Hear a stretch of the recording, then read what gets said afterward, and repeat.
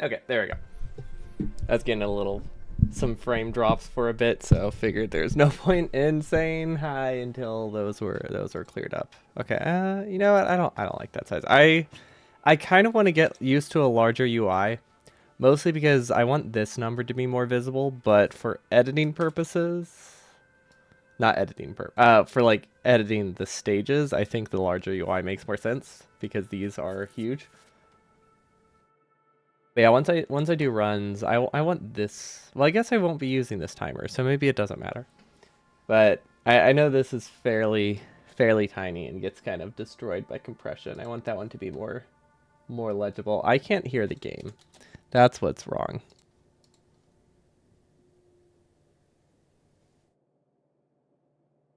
Okay, now I don't know what's wrong.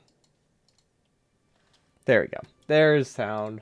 Okay, maybe there just wasn't maybe there just wasn't anything to be making sound. Okay, so we have a nice to-do list. It's a lot of tasks that are optional and regarding the staging. The automate siren. Okay, so there's nothing really I need to get done right now. So I want to do the trains. Now realistically we could probably do trains here and up top, but the way we have it set up, we have smelting on left, right. We don't really have anything on top. Now we could try to like fold this over and that might make things a little bit easier to connect, but honestly, I don't think we're going to be that hurting for resources, so I don't think I want to worry about it. Now, I do want a general idea of how far to the left this needs to be. So this gap seemed pretty decent, so what should I use as a reference point? Maybe the gap from here to here, which is about 20 tiles, it looks like. Okay, we can do that. So we find the leftmost furnace, which is this one. Is that far enough? That is 16 tiles, so let's do about here. That looks close enough. Okay, so let's just try to line this up with this transport belt. Perfect. Okay, that is actually way closer than I thought it would be, which isn't inherently an issue. It's just, I don't know, thought it would be farther. Does that look like enough space? I mean, I guess if we made this one work, the left side definitely has slightly more complicated fuel distribution, so I don't know if that'll be a problem. You know what, I'm gonna do it here. It feels like this isn't enough space just because this goes a lot farther than anything on the right side. And a lot of stuff passes through this middle section. So yeah, let's plan for that. I mean, they don't need to be symmetrical for spacing. Obviously, they have different designs, so it's going to be different. Okay, and then I don't remember which one is updated. Let's see. This one. Okay, this is the old design, so we can get rid of that. What about this one? This one is also an old design. We can get rid of that one. So this is the one we need to copy. Excellent. Okay, we can put that on our hotbar. It doesn't have any trains. Now this is on the wrong stage, so let's actually shift this. Why is that so high up? Must have shifted when we were messing with the UI. Okay, so this will just paste over here as a backup in case we accidentally deconstruct it, because that is always a possibility. Okay. And then this, let's shift this. Well, actually, we'll just delete it. We'll just do this. Make it pretty obvious that I still need to fix that. We'll be fixing that in like pretty soon. Okay, so 3.2 is when we need our first train section. Okay. Actually, I should probably start building it at stage 3.1.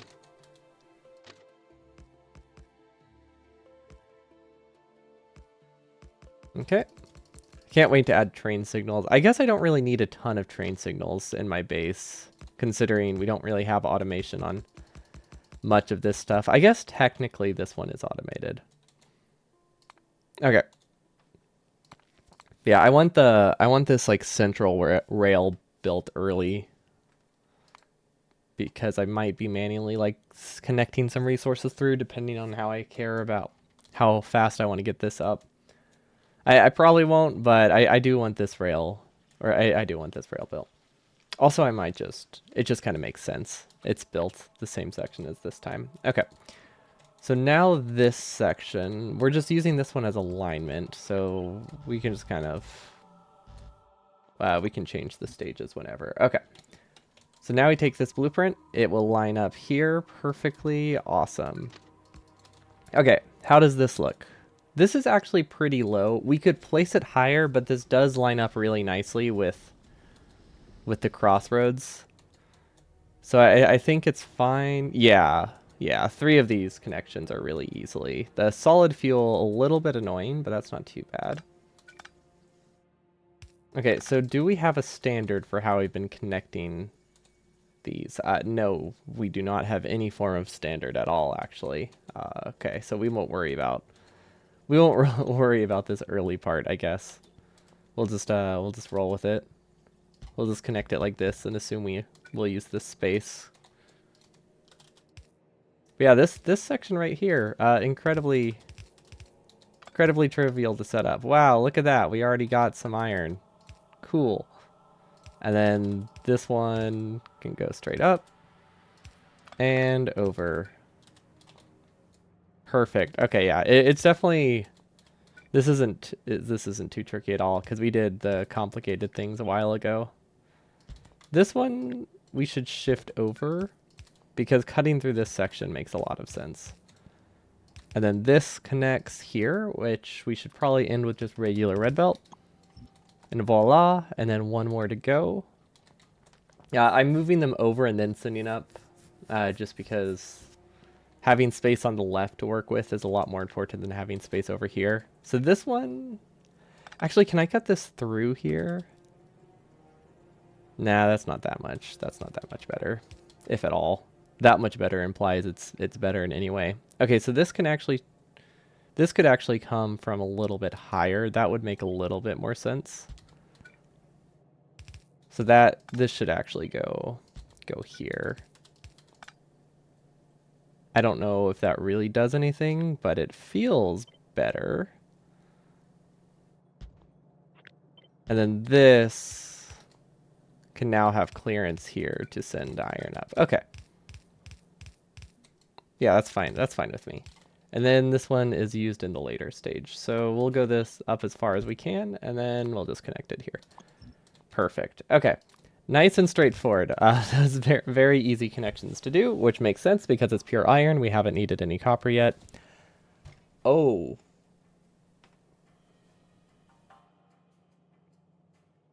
We forgot a copper lane. We forgot a copper lane. Is this a problem? Maybe, but maybe not. Because there is a chance that this copper can come from down here. Because if it was, if we had it connected to trains, we would have used a red splitter like we do here. Because I've been using these to indicate, hey, it's like a full train belt rather than, you know, hand connected, which has been a pretty clear indication. Let's see, actually. This is 1, 2, 3, 4. This one's actually 4, 5, 6. Okay, so that's 6 lanes of copper. Yeah, that's nothing. 6, this makes it 7. Actually, are these even full lanes? Oh, these might be. It's hard to say. Oh, wait, we haven't done the stone furnace downgrade yet. Cool. It's really not a huge benefit, but hey, we will save whatever steel furnaces we can. And exactly, feelings are more important than facts. Especially when it comes to something like that, which isn't like that strict with how it looks. You might as well just go with feelings, because a lot of it is just kind of what feels right. Because honestly, the facts is that whenever you do save the resources there, it's like 5 belt. Like when you spend that much time trying to save belt by like shifting it to the perfect spot, it's nearly negligible amount. It's so not important. So I've been trying not to worry about it because that will help get this done a lot faster. But there we go. That should help a lot with production. These can also be downgraded to a gray assembler. We can alternatively use blue assemblers and prod modules, but that doesn't seem worth it to me.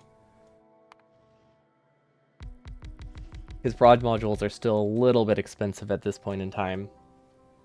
And it's not like we're that hurting for copper. Although technically that would fix our copper issues that we're having. Or it should fix the copper issues that we're having. Okay, stage move. Okay, these will all be upgraded to steel, so I think the easiest way to indicate that it's going to be a double lane is to just double up on the inputs, right? That makes sense to me. This is nothing. Get rid of that. There we go. Okay, this probably won't be a steel lane. This is bricks. We don't need those. Okay, so it's kind of... We're kind of pushing it here with how much copper we have. I think I need to double count or recheck because we might be slightly short on copper. Howdy, Beardless Dane. Welcome, welcome. Because this is problematic. This is not connected. Okay, that's 1, 2, 3, 4, 5, 6, 7. That is unfortunate. That is unfortunate. We do technically use all 8 copper lanes. Okay, so this has to come from the bottom. I think that's okay because we shouldn't have any trouble getting seven. Actually, honestly, it's more like 6 lanes of copper compressed, uncompressed, depressed. No, that's not decompressed. Is uncompressed a word? I feel like it is, but I think it's different than decompressed. I feel like decompressing is specifically like you are lowering the pressure, you're spreading it out, whereas I feel like uncompressed just means it's not compressed. Not like that distinction matters. It just didn't sound right to me, so I was curious. But that sounds right now that I've said it. Is it making things up? Probably, but you know, sometimes you just gotta. Anyway, we have this. We'll just assume it connects from the bottom. And that should be totally fine. Because 6 lanes from the starting patch doesn't sound that difficult. Because there will likely be 2 small copper patches nearby. There usually are. Or at least like 1. I don't expect to not have a filler patch that's within non-train distance. So yeah, let's just continue on. Okay, now we connect the copper. And copper needs to be built in stage... Looks like we need it at stage 4.1, but we don't need a ton of it. We also can remove this section. Actually, not the straight path, but we can remove the crossroads. Or whatever it's called, junction. The one that goes straight through. There we go, whatever that's called. Okay, so this we want more... Technically, we want it as central as we can get. However, we also need the iron to be central. So I don't think it's possible to have both of them be central because the central point for both of them is going to line up. So I think we just kind of place it up here and just say it's fine. Now, this is something where the amount of savings is probably in the... at least dozens of belt range, but even then that's not that important. So maybe I line it up with here.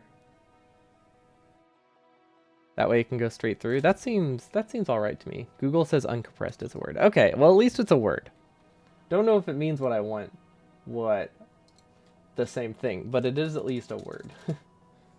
Kind of like unflammable. Like, that sounds like a word. No, it doesn't actually. No, I can't even pretend that one's not a word. There are a lot of words where you can add un in front of it and it sounds almost right, but then some just not even close.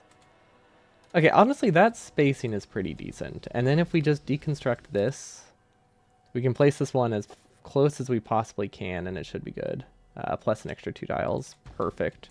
Okay, so this actually sends iron down. It only sends 1 lane of iron down. So this actually seems pretty reasonable to me. Is an infinity train a thing? I think we've asked this before, and I'm pretty sure the answer is no, right? Not without mods. Because I would like... I guess burner inserters, infinity trains wouldn't be useful anyway, so never mind. It doesn't matter. They would not be beneficial. Okay, we built this on the wrong stage. Did we? Okay, so technically this iron is supposed to be on this stage, but it only feeds military. It only feeds half of military science. Never mind. It feeds the entirety of military science. That is kind of important. But I don't know if it's... Let's see. What else is built this stage? Only one station. Okay, so never mind. It's fine. We can build them both early. I was worried that if I built this a stage early, I would be building like 20 trains at once, or more realistically, like 4 trains at once. But it doesn't look like that's the case, so it's not a problem. Okay, delete that. I think I used the wrong delete. Never mind. It shouldn't matter. I think there is a difference between force delete and regular deconstruct. I don't exactly know what it is, but there definitely is a difference in some way. Okay, so this is 4.1. That should be fine. For some reason, it felt like I was moving it to 3.2. That's why things were feeling off. Okay, so this is good. We could save 2 entities here for a very expensive cost. Not worth it. Ooh, we can move this over and switch those to undergrounds. That saves 0 entities, but is slightly cheaper. Because that would switch it to this. I think that's worth it. Or we could just, connect things earlier. But yeah, I think that's fine. Because this should be cheaper than a red bell, right? If I had to guess. Again, this is one of those things that doesn't matter, so I shouldn't be looking at it, but now I'm just curious. Oh, no, they're not really cheaper. Never mind. I thought the cost difference was going to be noticeable for some bizarre reason. It's not going to be. Okay, we'll just do that. Because this is 20 iron using this is about 40 iron. Using 2 of these, also about 40 iron.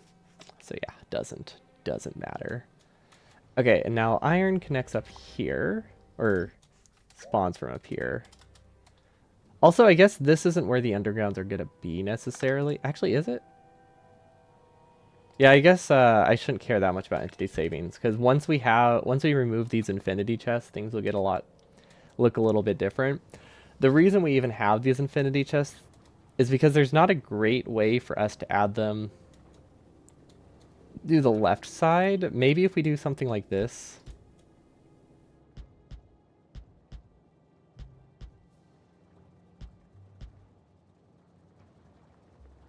Will that balance? See, this doesn't get us nearly enough production. That's the issue. This isn't designed to get us a functional thing for testing that quickly. Yeah, I'm screaming today. All the screaming. I guess we could do this. It's a little bit weird, but it does work, right? Yeah, I mean, I guess for testing purposes, that's not awful. It's weird. There is probably some doubling up here that we didn't have to do. But once we do like a deconstruction planner for just fast loaders and infinity chests, that should clear up any weirdness. So you know what? I like that.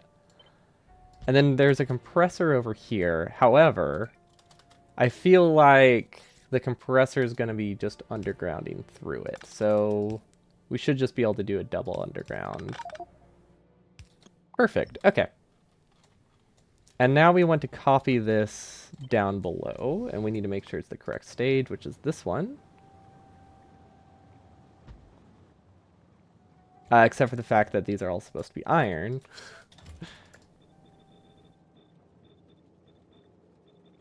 And then we'll have to delete these and revert them. Yeah, I guess we're not doing a stress test right now. So we really just need to make sure we fill up every belt. So honestly, we could have just done with one. Because the only reason I'm even doing it this way is just to give me a good idea of which belts have iron on them and which don't. Because it makes the connections so much easier to set up. And I guess this could be here, right? And it doesn't benefit from that. That might be worth it. Actually, no. I feel like we're pretty limited on iron. Also, gotta love that. You know what? Maybe I should just have this iron exactly. Let's do exactly 50. Sure. We don't really need these at any point in our inventory, but this means if they do fill up, at least at least we can like hand feed stuff if we need to kickstart something. I don't know. It shouldn't matter. Okay. Okay, so this does use more entities, but I guess that makes sense because we actually have the full connection now. This is actually maximum distance. I like that.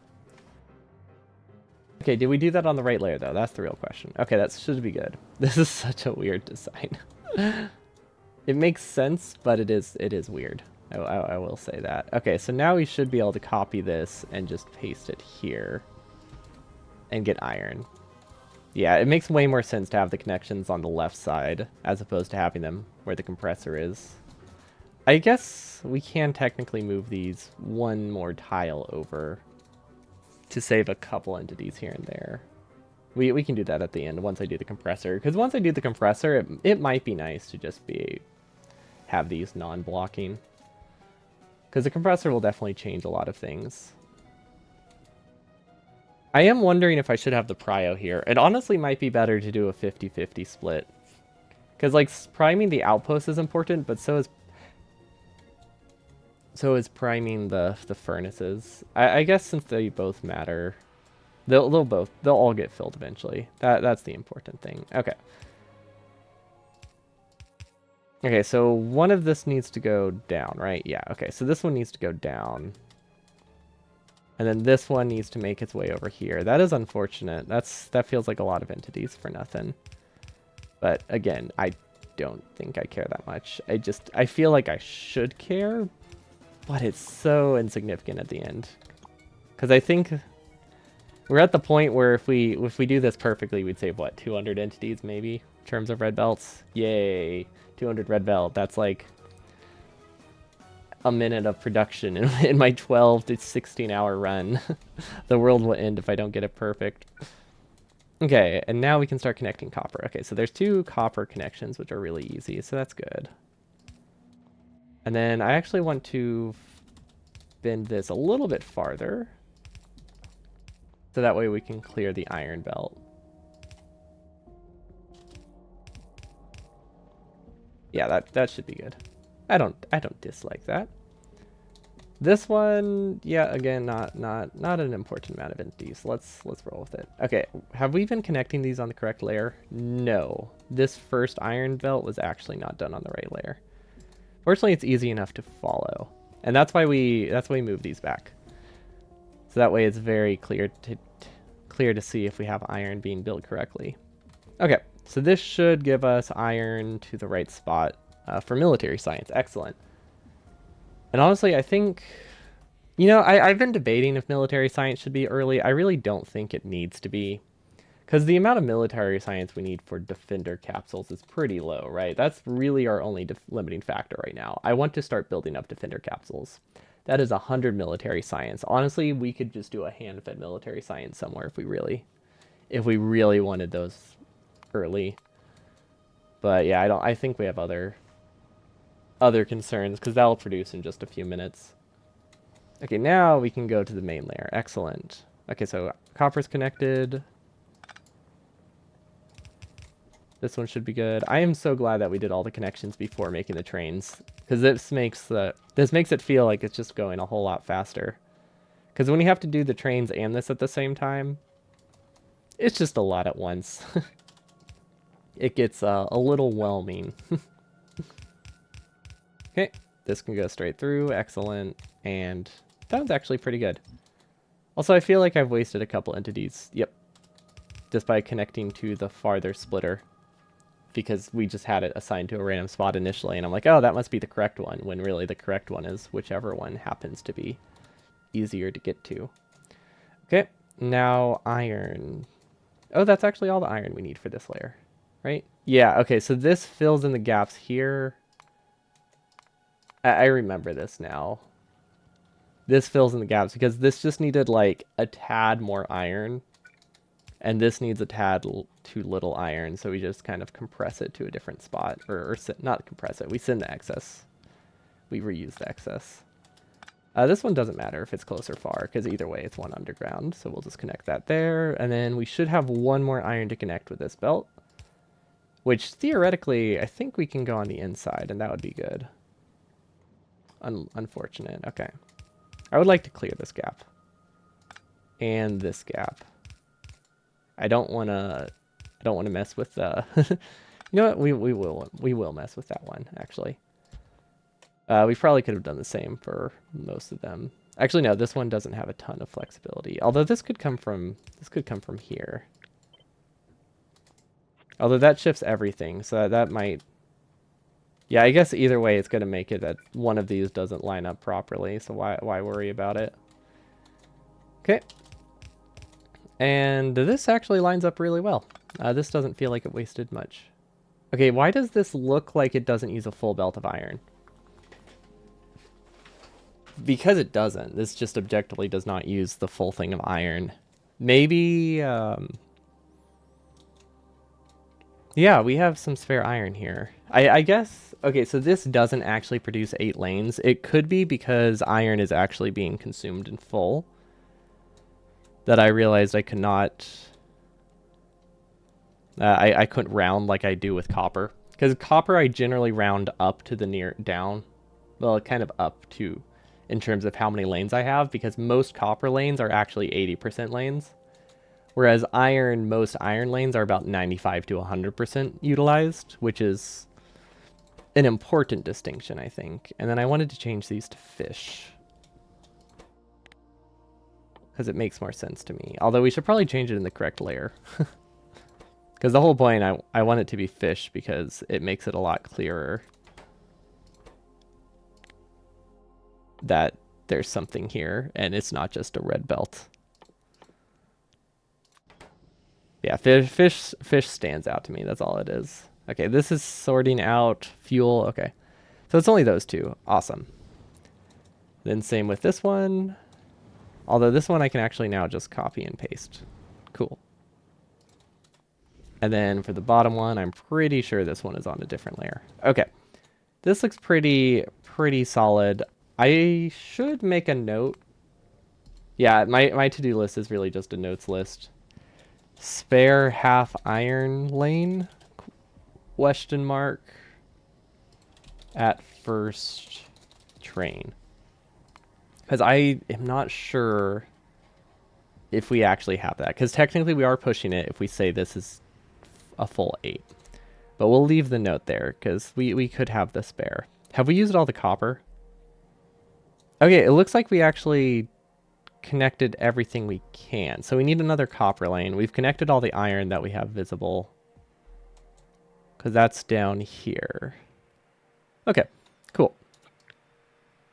Yeah, none of these are full iron, so maybe we will have enough. Oh, wait. Hold up. Iron is perfect. Is that why we have a spare okay, we have a spare iron lane because we ran out of need for iron. That makes a lot more sense. So I think we can say this is officially done. I just assumed there is more to the base. I guess the left half is significantly fewer trains than the right half, which does make sense. Because the left half is largely hand connected. Whereas on the right side, we only have hand connections for like 1 patch, not like 5. Because this is where I'll be spending the majority of my time, and this is where the original patches will be. So yeah, okay, this tracks. Because this uses 5. I like how I said significantly fewer when it's like 5 versus 4. Also, do we need a stone? That's what we were trying to decide the other day. Do we need a stone train? Because it might be worth doing a stone train here. Now, I'll probably do a smaller version that fits in this gap. Because this is a bit overkill to have 4 of these back to back with no gaps. Like, we have way too much fuel that way. But I think we decided, let's see, 2 stone right, 5 stone left. So 5 stone lanes is actually really hard to get from the starter patches, if not impossible, depending on the starter patch size. So we need to go to a far stone patch, and I think at that point I would rather have it just be from a train. Because we need 1, 3... And then I thought there was another supplement somewhere. I guess it's just... Oh, I guess this one just gets split into 2. Okay, yeah. So that's some bricks. And then this is the stuff that goes into rails for science. Okay, so that's only 3. It's hard to justify a train for 3. But on the other hand, a small train like that is also really cheap. And we might be able to use the same... We won't be able to use the same outpost as coal. Never mind. We'll have to make a whole dedicated train for this, but that's not that difficult. So we'll leave that as a maybe. But it can definitely go here. I really don't think I can justify this whole setup. Although it looks like we could probably fit it in here if we cut... Okay, so if we cut like half of this, like just this, and this on the bottom... It looks like we can fit it in this gap. I think that's the easiest way. And then it can just idle. And maybe we can cut like one of the trains from the outpost. Because honestly, most of the cost is in the train itself, not the tracks. Not in the inserters either. So honestly, if we just have 8 trains and they idle, or if we have 3 trains instead of 5, that's going to cut the cost down by a pretty substantial amount. Because these are fairly long trains. They take a long time to build. So we do actually kind of have to care about the cost of the wagons. Okay, so that means we need 1, 2, 3, 4. Okay, so this needs an entire extra copper train up here too. Which I think we can copy from this. No problem. And then we would... This one's actually tough. So obviously we want this fairly centered, but this does stand at the top of the train. So maybe if we go... We want this to line up with the top. Right? I guess we also want a spot where we can connect future trains. Like maybe if we want a building train to go up. So maybe this spot's good. It can hang a little bit off the top. That's not a problem. Because what I'm picturing is this will go straight through and this will form the top layer of the base. And then we'll have a building train here. Yeah, okay, that makes sense. So this gives us a spot we can start for heading to the full-on outposts. Yeah, okay, that's not too bad. And then I'm pretty confident we built this in the wrong layer, so we'll just do a stage move. Not an issue at all, but yeah, we definitely built it wrong.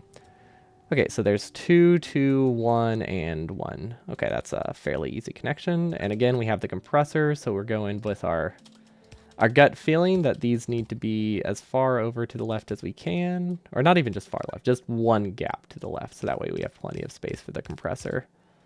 Ooh, this fits nicely. Oh, wait, does this whole thing have to be a station early?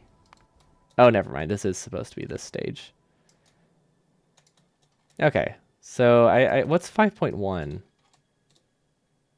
Oh, 5.1 is the outpost production. Okay, so this is just prep for the outpost and also for red chips for the outpost. And so I guess it doesn't really matter. 4.3 and 5.1 both have to be built to start getting outposts, but this at least lets us start getting the modules we need for this section and this section. So yeah, it does make sense that this goes up early. And it's really not gonna, it's probably not gonna be a noticeably large amount early anyway. So yeah, we don't have to worry about it. Okay, that should be good. Was that correct? Yeah, I don't know. For some reason when I thought I saw iron on the belt and then got confused, but it seems we're okay. Okay, so this can go down, or we can just have the splitter be up here, which makes a lot more sense. Okay, and then this can go here. Is that really what it looked like?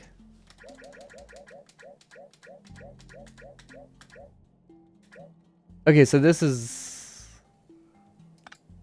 Oh, I didn't see this. I thought this was a full belt, so I was wondering why it was so uneven, but never mind, it does. It does make sense now. This can go down, and this can go up, and then we can replace this with an underground. We can even do this and save another belt. Perfect. Okay, we could probably do that in a lot of different spots, but honestly, not too big of a deal. I just went with that one because it seemed pretty trivial to set up. And we should have one more section for copper, and wow, that barely cleared it. Okay. So yeah, we probably could have put these way closer. I did not realize how much easier these connections were going to be than these ones. Which I guess makes sense because this left side is it's pretty standard smelting lanes, and they're all like just copper, iron, copper, iron, copper, iron. So we definitely found like a pattern, whereas on this right side, it is very hectic splits because we have direct fed wires into circuits into blue chips, which is a little bizarre. Also, it doesn't look like we've actually hooked up sulfuric acid to blue chips. Sulfuric acid to blue chips. I'm making that a note. We're gonna do that next, but there is a small chance I forget. Probably not that large, but I don't trust myself. Okay, so this looks pretty good.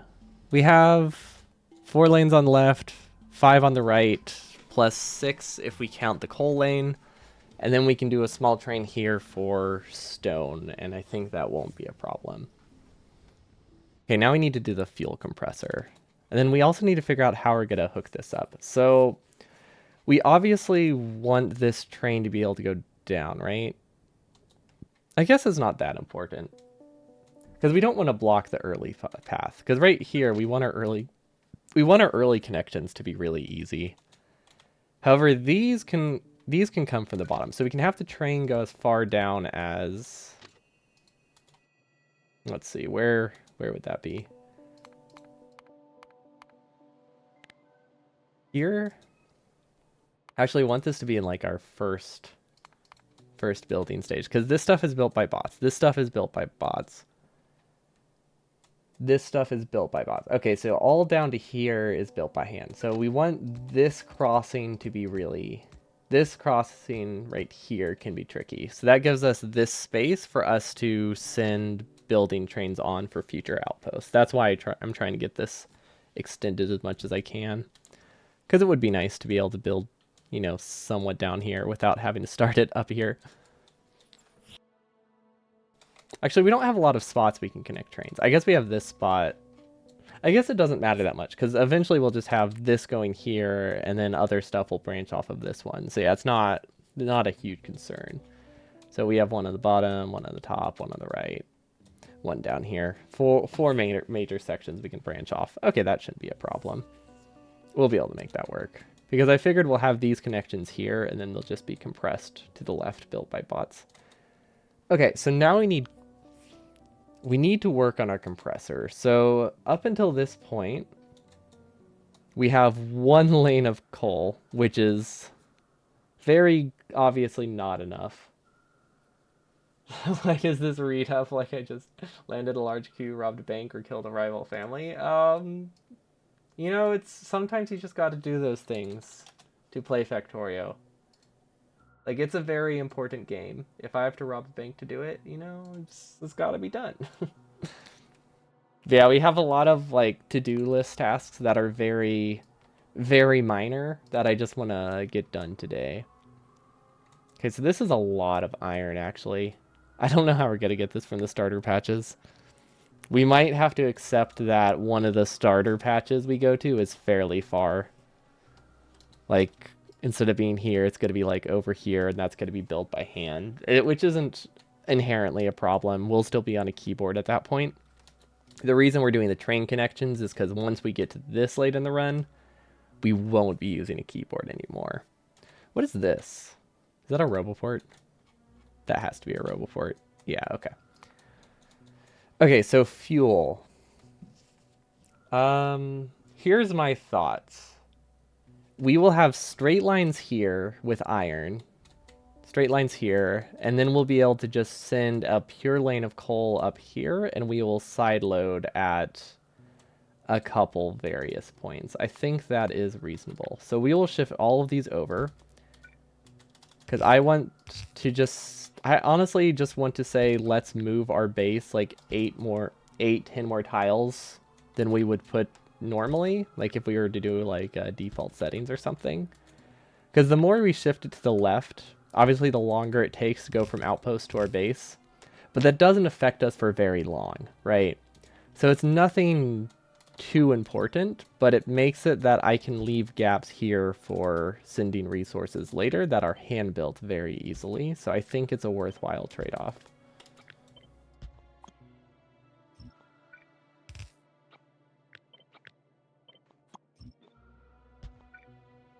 Even if it means that we're technically wasting a lot of space. And then maybe we'll end up compressing them a little bit later, because obviously I want to short as a belt as we can, so that way I can do spaghetti in some spots. But we're trying to find the balance between it, basically. And obviously the balance is leave as much room for spaghetti as possible, right? That's why we have these gaps. I don't know what this is, but it's definitely set to the wrong stage.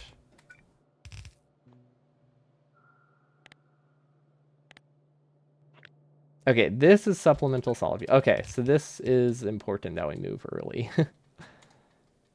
This stuff, okay, this stuff is actually a separate stage because we're sending the supplement here up to the next thing that's built. Okay, and this isn't needed initially because we don't have red chips yet. Ah, that makes sense. So this is what we need for the mall. This is what we need for the mall plus red chips. That tracks. Because our malls use so few green chips, it's insane. We use a lot later on at this point because a lot of this goes into blue chips and well, red chips for blue chips and for like modules. Those use a lot of green chips, but like our assembling machines are our only source of green chips in anything pretty much for our outpost. And they use like what, 5? 3? I want to say 3, but that doesn't sound right. Oh my god. Oh, 3 times. Okay. It's 3 for the first tier and then 6. So yeah, these use 6 green chips total, which means an entire outpost uses... An entire green chip outpost would then use 1,200 green chips in it, minus the modules. Because we don't have inserters using any of them. Like if we had fast inserters, obviously that's 5 fast inserters per inserter. But nope. We don't have that cost. It's fun. Burner inserters are just, they're great. They're really great. Sometimes. Okay, I don't know what this is. Oh, this was just us saying we need supplement coal. Okay, so we'll move those. That's what we're trying to set up right now, actually. Okay, so obviously starter coal here. We actually need to do this entire compressor. Maybe we'll do that, because that is a loose end that needs to be done. We need to find an actual one. We need to find an actual patch to get an estimate on how much coal we'll have, but that's fairly easy to set up. You're trying IR3 for the first time? Nice. I've heard that's pretty fun. It's unfortunately not something I can stream, otherwise we would definitely be doing that, probably, once burner percent is done. Or once burner hundo is done, but they have explicitly stated you can't stream it. Outside of prod mods, you barely need circuits. Yeah, I guess they're not used that much either way. But like they also use electric furnaces and they use inserters, which does increase the amount of circuits you need in the outpost by like 5 times. Which still isn't a ton, but it is also 5 times more. But yeah, it's pennies compared to the modules regardless.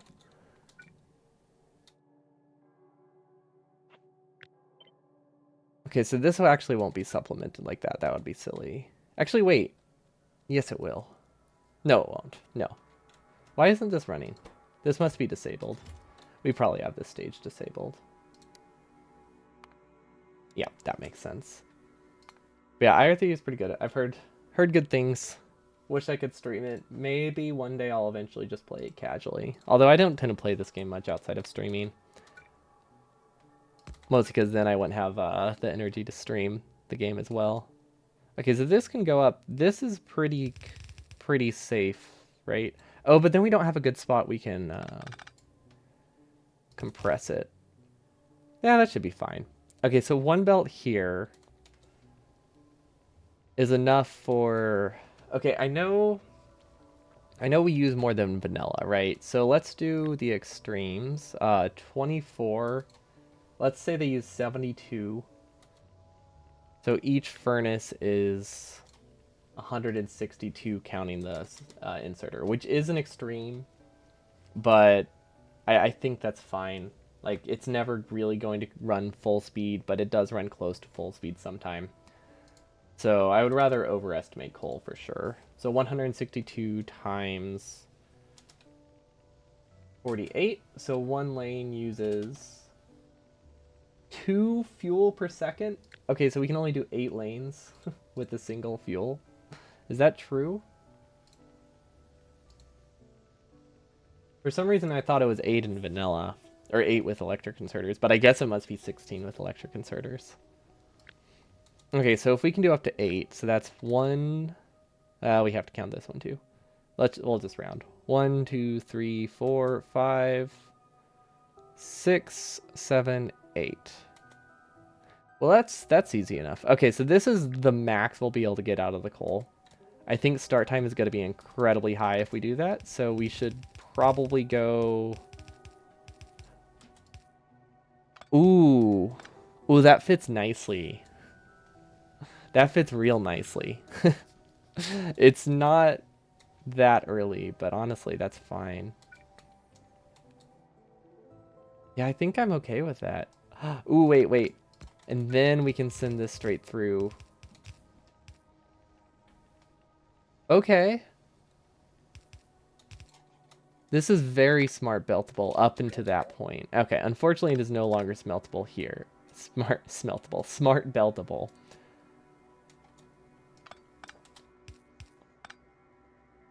Okay. So this will help supplement it at a various point, and we know it can technically run to here with one belt of coal. So basically doing it like this is just saying, hey, we'll decrease the start delay, but we won't actually increase how many lanes we can run, which is why I need to connect it at a later date as well. Smeltable. Yeah, exactly. Hey, it is also a word.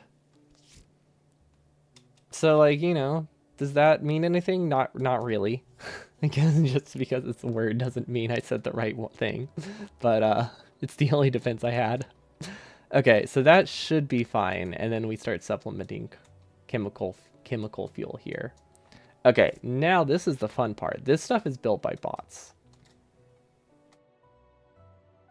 And then this is also the start of all of our solid fuel production before trains, which is like 4 stations later. So we probably need it pretty early. We'll keep it in... We can probably delay it until here, because we do have the coal. So we can probably make it stage 2.3. Because yeah, these will still be running with coal, which we now have 2 belts of coal going here. You believe me, I'm a native English speaker. Exactly. So everything I say is inherently a word we use here, right? That's how language works. If you are the only one who uses it, but it's your native language, it's a word. I think I can make this case. Look, it's not the word. Wait, what is this? Why is that a tool you can grab? Wait, is that how these buttons always work? Can you filter it? Is that why? Maybe there's things you can do with it. No. I guess these ones make sense because you can add filters to them. Maybe. I don't know why copy is there. This is weird. I've never noticed stuff like that. Don't know why those... Is it just easier to program it as an item you can just grab? As opposed to just a button? Oh, I guess it gives you the ability to put it on your hotbar. So that way you're limited to. Not limited to just those buttons. That could make sense. That could be a good reason. That would make more sense. Just use random words. If you speak enough of them, nobody will notice you aren't aware of the meaning of them. I like this. Just it's basically just feigning like a huge degree of ignorance to the point where nobody questions you anymore about it.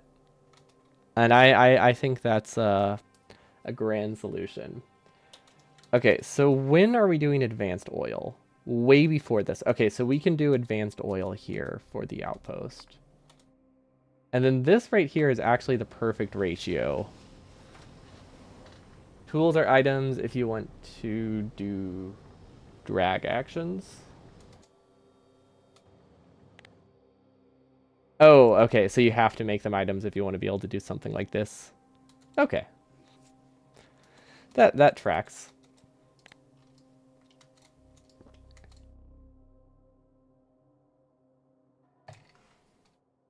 Oh, I guess these are vanilla things. Maybe I never have the debug, or I never look at the debug options. So I've never noticed them. Because I guess initially without the mods, you only see these two. Because the rest of these are all added. Well, and these, but these are actually items you can like click on. So those ones make more sense. It's really just these ones I couldn't justify. Okay.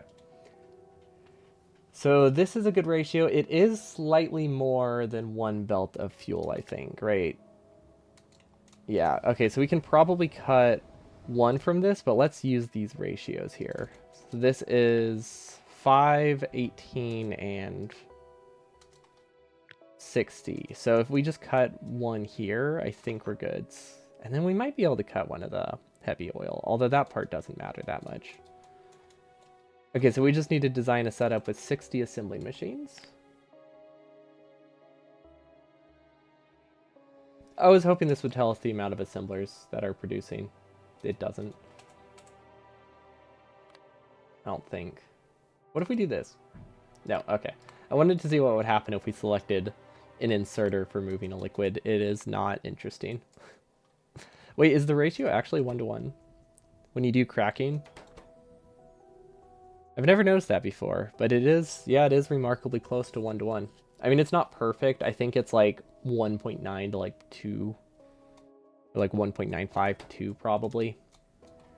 Because I know up here, one of them is slightly underproduced. And the values are also wise.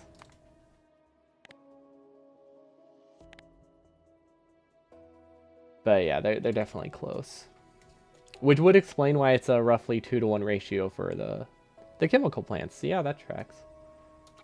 Oh, that reminds me, we do actually need to change the ratio here, because some of the solid fuel ones here, I think, were moved. Oh, they're like flipped. Okay, yeah, they're like awkwardly flipped. Yeah, that tracks. You know what, let's just move the ones that we see are different.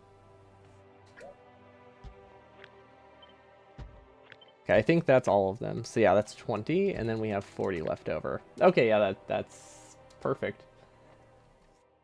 You're a big fan of Technobabble, so it's very easy for you to take that stance. I feel like you can make up whatever you want in technology. It's great. Honestly, it's one of those things where if somebody says any kind of tech jargon, it's like a 50-50 shot they're just messing with you. Because they all sound just, everything sounds made up. Add a green module to refineries. So the thing is we don't have green modules for a very long time after this point. So we could do it. They will not make any difference for like 2 or 3 hours, but they will eventually be added. So it is something we can do. But it's not super high prio. But yeah, we might end up doing that later, or add them at a later stage, something like that. They mess with you 100%, they 100% of the time, but sometimes it's the truth. Okay, I guess you can mess with someone and also say the truth. That it's a weird sentence, but I guess it's possible. Okay, should we try to fit this in here? So if we try to fit it in here, it makes it really awful to build that. Let's not worry about it. This is built by bots. It can go wherever I want it. Oh, it's so nice that these can just kind of go wherever. I also like how I'm sitting here like copying the assembling machines from the other lane, like that somehow is going to make things easier, even though I already know the numbers and could just make new ones. I don't know why it feels better this way. Okay, and then 17, and then we need these 4. Okay. So we need water, we need oil. I guess makes the most sense to have these kind of on the side, right? Then these can be folded as much as we need, but it's not like we're space limited, so it doesn't matter that much. Yeah, we might as well just have these here. Yeah, we have all this space to work with. I really do not need to care. I guess it really just comes down to, do I think I need 3 lanes of solid fuel already? Probably not, because pretty soon we add from these. It would help a lot with start time if I had more here. There also is the possibility that we can reroute these down to the bottom and supplement coal here. The issue with that is we actually need specifically coal on this lane until at least this far. Then after that, we use coal for yeah, never mind. We can never supplement this with solid fuel. Not unless we use circuits for logic, which is not just circuits, but specifically combinators, which we won't have. That gets too messy for me. Changing logic halfway through. That could cause stuff to stall. Important stuff to stall for way too long if the timings aren't perfect. But yeah, do we want 2 lanes of solid fuel or 1? Let's see. We have this lane. This is all built at once. I feel like we need at least 2 or 3 lanes of solid fuel. You've recently come to appreciate having a design world like this. Having to design some stuff for SEKA2 makes editor extensions really nice. Yeah, I've started just... Anytime I need to design something in space exploration, I've just started typing /editor and then reloading the save once I have the blueprint.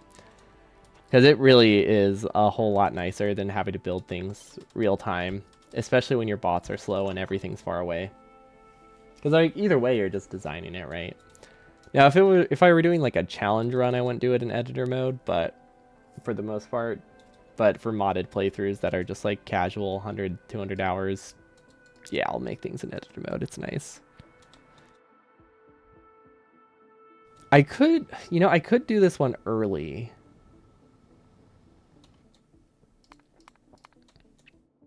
Yeah, there's no way 2 lanes is enough for this, because this is at minimum going to require like 50,000 solid fuel for all of this stuff to run, which is a lot coming from 2 belts of solid fuel. Yeah, we'll double this. We will double this. We can actually probably do 10 of these if we double it. But yeah, I don't see a world where we have nearly enough solid fuel if we don't start with 4 at the top, 4 at the front. Okay, unfortunately, doubling it does not actually give us a perfect ratio. So we're at 40 and 80. Because ideally I would want these to output onto a belt. Yeah, like, you know, as opposed to any other way you do in Factorio. Ideally I want to saturate a full belt with a row of 30. But it's complicated by the fact that these are divisible not by 30. So we're going to have to do something like... Let's see, is it 30 on each side or is it 30 total? No, it's 30 total. So that's 30, and then we need like 5 here. So we just need something like this. So we're just going to have to flip them halfway through, which we've done that before. It's not that bad. It's just a little bit weird. You don't mind doing it live when there's no boss to mess with ghosts? Yeah, that's true.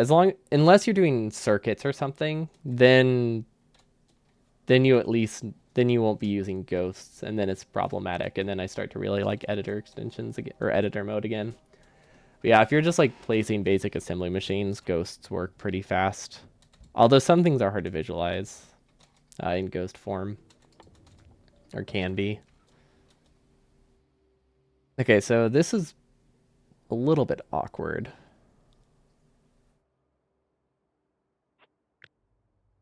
Okay, so then we need 5 here. Okay, so same side in, out, same side in and out, same side in and out, same side in and out. That makes it nice and condensed. Does that matter? I guess it doesn't really matter. Also, where do robo reports go in here? What's the size of a Roboport? Ooh, okay, so we cannot actually fit all of this in one Roboport if we have the advanced oil over here. So we'll probably have the advanced oil here. That way I don't need as many Roboports going to the left. So yeah, we'll try to design it around a Roboport being close to this. Which means this is perfectly fine. These need to be flipped actually, because we want the outputs here. So let's do the output belt. And then this should have solid fuel. Honestly, it doesn't really matter. We can do same side and out. We can do the other side. It makes almost zero difference. Okay, and then if we really wanted to, we could put prod modules in them, which will help them saturate the belt a little bit better. I don't think it makes enough difference to matter, but it's something to consider for some reason. It's something we can do. How are those not evenly spaced? What? That was weird. I don't know what happened. I think we might have pasted it in a real spot, but I feel like these were not lined up. They were staggered weird. But visually, I couldn't see what was wrong. It didn't make sense to me. It was probably really easy. I just couldn't see anything. Okay. Oh, that's pretty good. All right, that fits nicely. So that's one belt, and then the second belt will be here. So we'll delete this. Well, delete it, but okay. I think I see the line actually. Okay, the pipe to grounds are worth entity savings. I think. I think pipe to grounds are pretty expensive at this point. You know what? No, they're not. Maybe. Will I be building this by hand in any way? No. That's what matters. Okay, so these can all be rotated.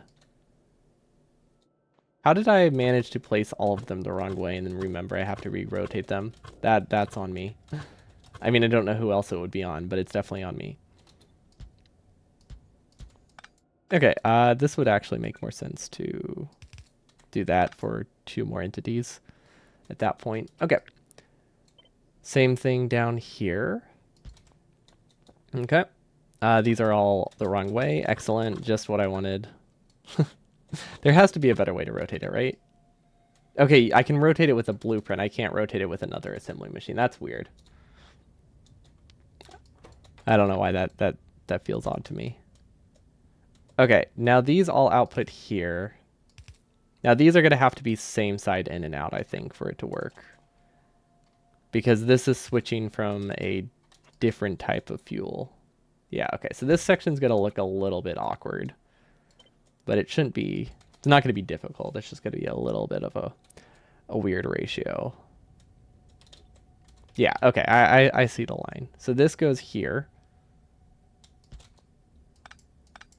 And then undergrounds here, here, and here. And then we just connect through the middle. Okay, I think that works. And then honestly, there's really no reason to have these facing outward. After I went all the way to flip all of these, we have to put them back. Because honestly, same side in and out is the same. As long as I'm using undergrounds, it's the same entity count either way, right? Yeah, so there's no practical difference, unless it somehow changes the power pole location. But honestly, I think power pole in the center powers everything anyway, so yeah. Changes nothing. Awesome. Yeah, we'll probably still be using wooden power poles for this one. Okay, so that's 2 belts of fuel. This section and this section are very, very straightforward. Okay, so this one won't be a problem.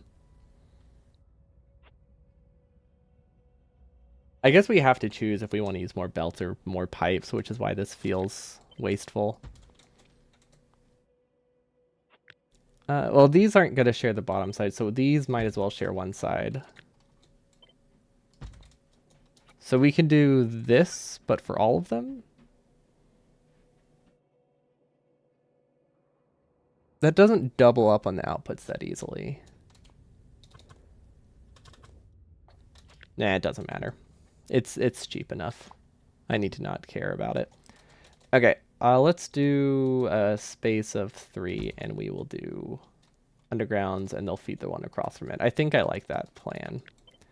So that would be this. And then we copy it here, and we do this. That looks nice, at least. At the very least, it looks nice. That's important. Looks matter. You wanna be happy with your base, right? It's the most important part of a speed run. I mean, I don't know. It's not fast. I don't know if we can really call it a speed run. It has the intention of going as fast as I can, so I guess it's technically a speed run to some degree. Yeah, this isn't awful. Obviously, if they were closer, they would use fewer pipes. Then we'd need an extra belt on the outside. Okay, there we go. That's 4 belts. And then we can move it closer because there's no reason for it to be that far. Okay, and now it is well within reach of the Roboport. Awesome. So we have light oil and then petroleum that we have to connect. That's pretty straightforward. Let's do petroleum on the outside, light oil on the inside. Yeah, that makes sense to me. Doesn't actually, or it shouldn't actually matter. It might make a small difference based on how these are set up, but it's definitely not going to be significant by any means. Okay, this feels like so much solid fuel, but it's honestly not. Considering this is what, 60 solid fuel per second from all of this, right? Yeah, 60 solid fuel per second. We said we need like 50k here. So that's still like 15 minutes to start all of these and that's probably an underestimate. Yeah, that's fine. And this also will provide supplemental fuel for all of these. So yeah, it's worth it.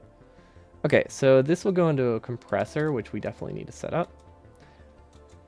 Then we need to do a double one. I want to run it early August. We'll see if... I mean, it will definitely be in August. I want it to be early August. It might be more towards, like, end August. But it's definitely on track for August. Unless we somehow messed up something incredibly critical, like not having an entire science. Yeah, 4 weeks seems reasonable. Can we do 2 at once? I don't know if that works.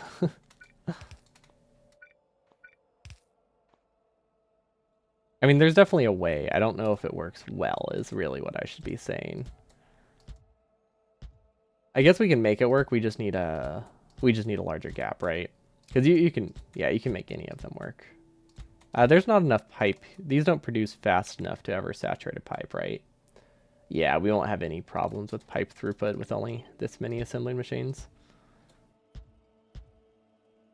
Soon TM. Exactly, soon TM.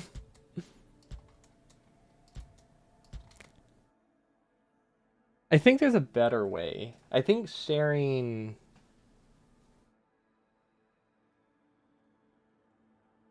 I think the reason we did it this way is because it's 1 tile less wide.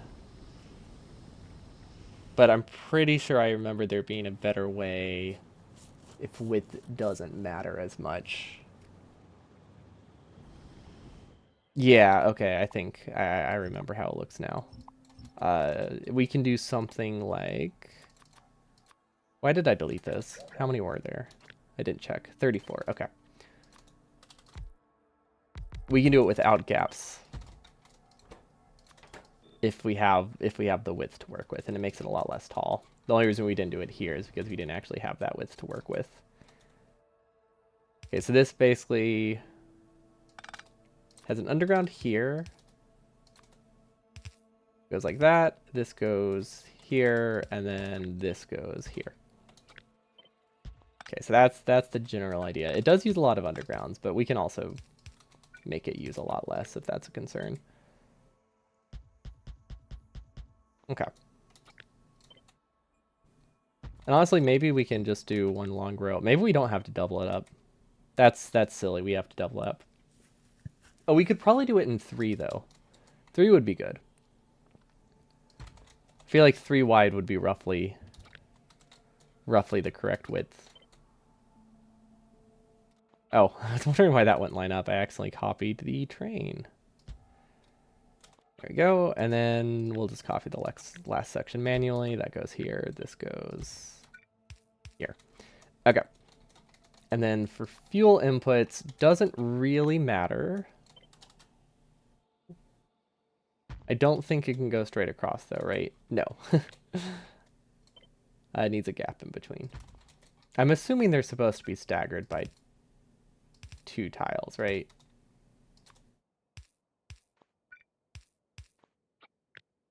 So yeah, like this looks right to me.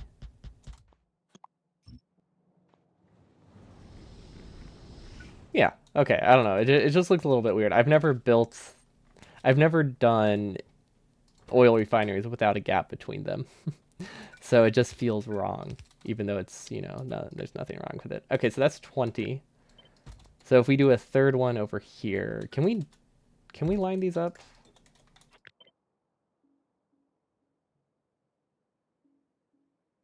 Maybe. It will still be less wide than if we were to do 4, but it's probably not going to be, it's not going to be fantastic.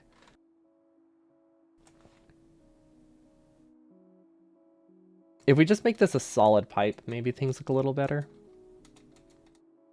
This is just a let's try to make this kind of cool for fun project right now. And then we want these all to be 12 long. That seems reasonable.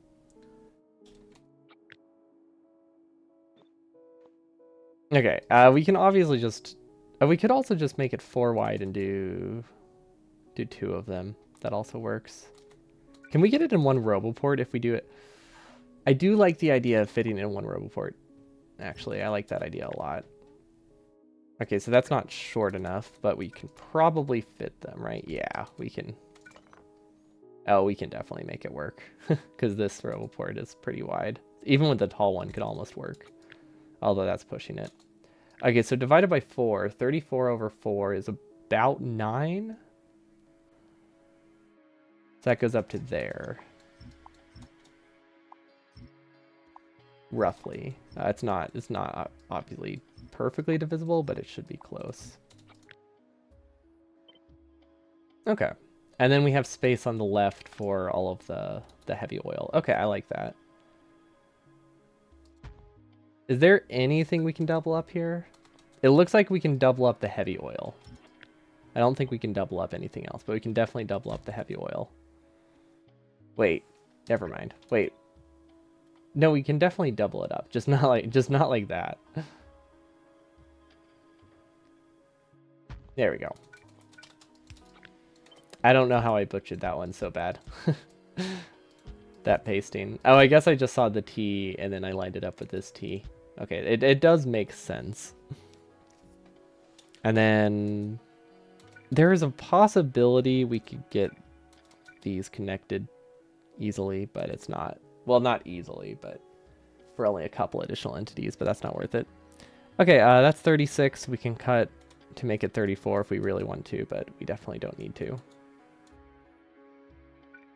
Okay, and then these should be on the way. And then we did establish we're not going to have pressure issues. So yeah, this should...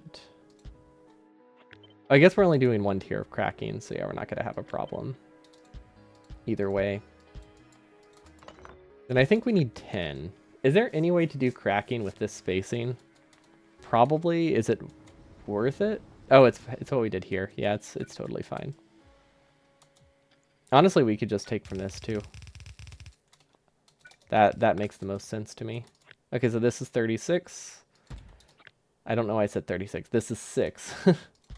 I guess because I've been saying 30 for a while. And then the water can go here. And then this does not look like it's worth entity savings. Does that line up? Okay, cool. I wasn't sure if the quick placement there would work out for me. But it seems perfectly fine. Okay, water. Oh, we have to do water connections at some point. That's going to be like an entire stream. Just connecting all the water to the various points. It's going to be a rough one, actually. Because we have to basically just steal an entire copper design or water design because we don't have one of our own. Okay, and then we could do entity savings for the outputs. I guess for the outputs it's probably worth it because it does use half the amount of pipe. Okay, you know what? It works perfectly good here. You can save some entities at the bottom of the water line. That's not that much.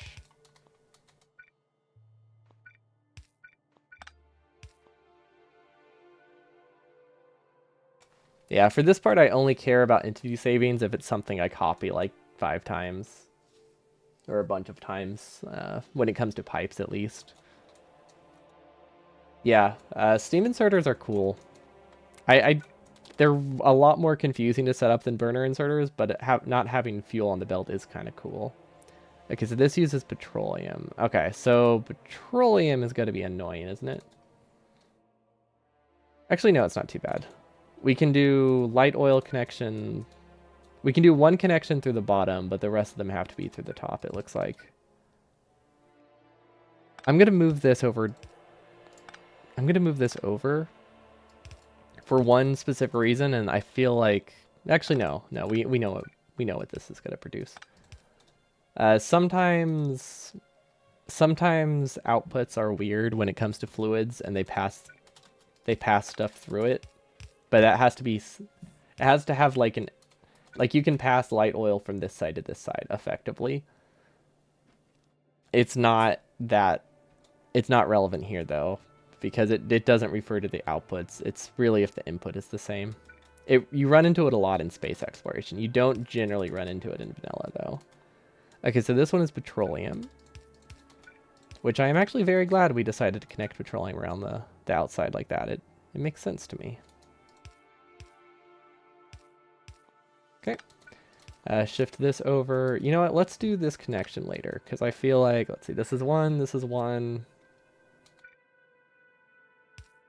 This connection makes sense. Okay, yeah, that makes sense. And then, yeah, okay, that only wastes the one pipe on the end. Not a problem. That actually lines up really well. Okay, so I think that's all of the petroleum, right? Oh, never mind. we forgot one. Okay, so now it doesn't waste this pipe at all. Unfortunately, it wastes this pipe, but that's okay. Eventually, you know, some things are going to be wasted. Okay, so petroleum's good. We don't have any cracking for petroleum because we don't need it. Delete these ones. Delete these. Now we have not done... Oh, we haven't done the regular oil either, but that shouldn't be an issue. I think I actually want 2 connections for regular oil. It obviously will make it more expensive, but... Actually, you know what doesn't matter? No. Connecting here versus here is not going to make a difference. These ones it will. Because I actually want to be able to connect light oil at like 1, 2, 3, 4 spots, but not care... But only really need 3 of those. I feel like on average that will be fine. Because if I look at how much these consume... This is only 360 oil, so I don't think oil pressure is going to be a huge problem. And I want to be able to power multiple of these with 1 oil connection. And if I can do 4 with 2, that would be ideal. We'll see if it actually works out. It might depend too much on where the other ones are, so maybe I'll just plan on doing these 2 with 1 and then these 2 with 1. That's probably easier than having 4 various options. Bob's has steam inserters? I did not know that. I guess I also don't really use Bob's. I have seen it a little bit, not for a long time. Actually, it's been a few years. And even then, I did not get far.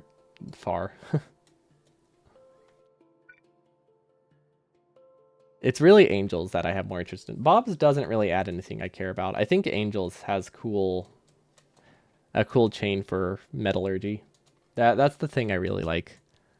Like, I really like the... Maybe I just like metallurgy changes that are just more than just basic smelting, because I really like the fancy industrial furnaces in space exploration. Where is Where's heavy oil? Okay, so heavy oil is here. Let's connect heavy oil around the top, I think. That makes sense to me. Okay, so heavy oil is here. And then here. Okay. We could actually cut through this if we really wanted to. I kind of like that. That actually looks kind of neat. Moving molten metal around is just cool. And it also adds super slow belts. Yeah, I don't think the super slow belts is that fun. I think it's really funny. But I don't really have... There's no real practical reason to want them. That's really just like a debuff. It adds nothing. Because they're never cheaper either. But I do think the idea of having a belt that moves like 7.5 items is pretty comical. Okay, I think that's all of the heavy oil connections, right? Yeah, because we combine the central lane. I was wondering why I only had to connect 3.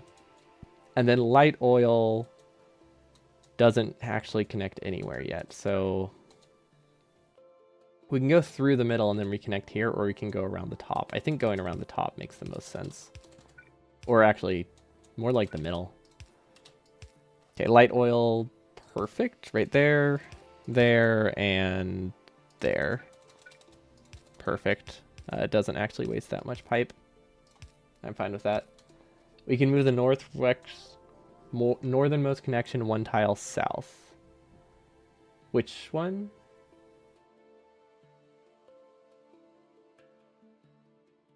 Oh, I see what you mean. Here?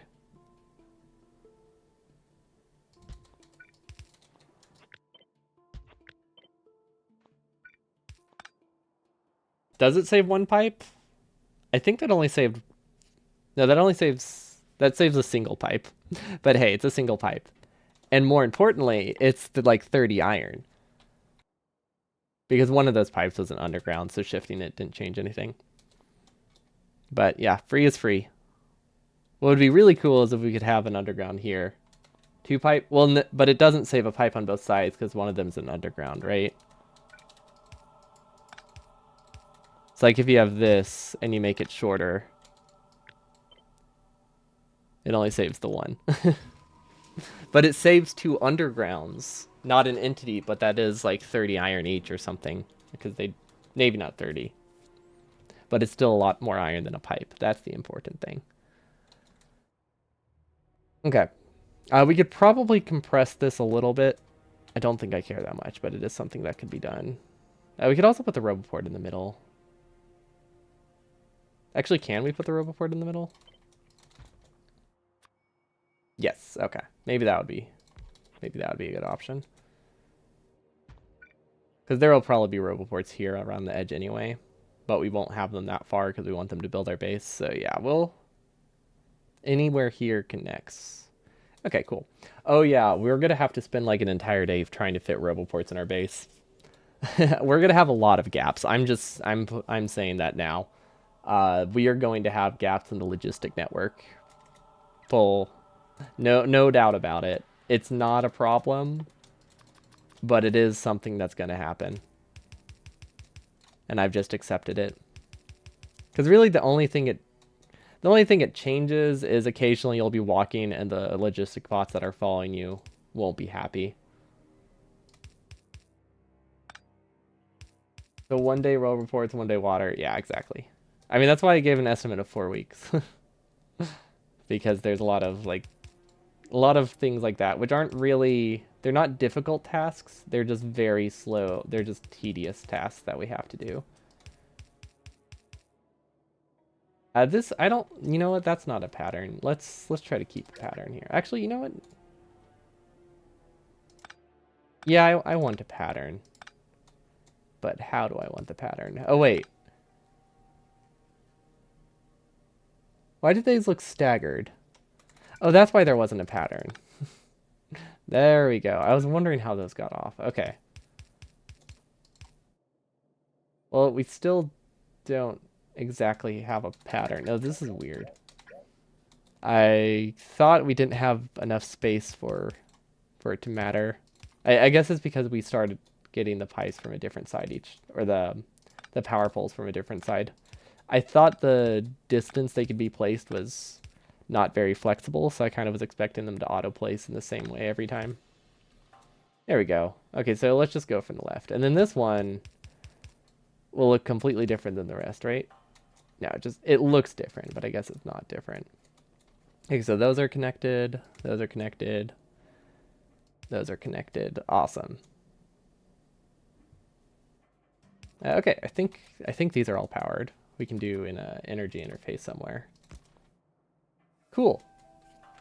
Okay, I think this is good, right? We got the petroleum, we got the light oil, we got the other stuff. So now we just need to void stuff and see if we did in fact do it correctly.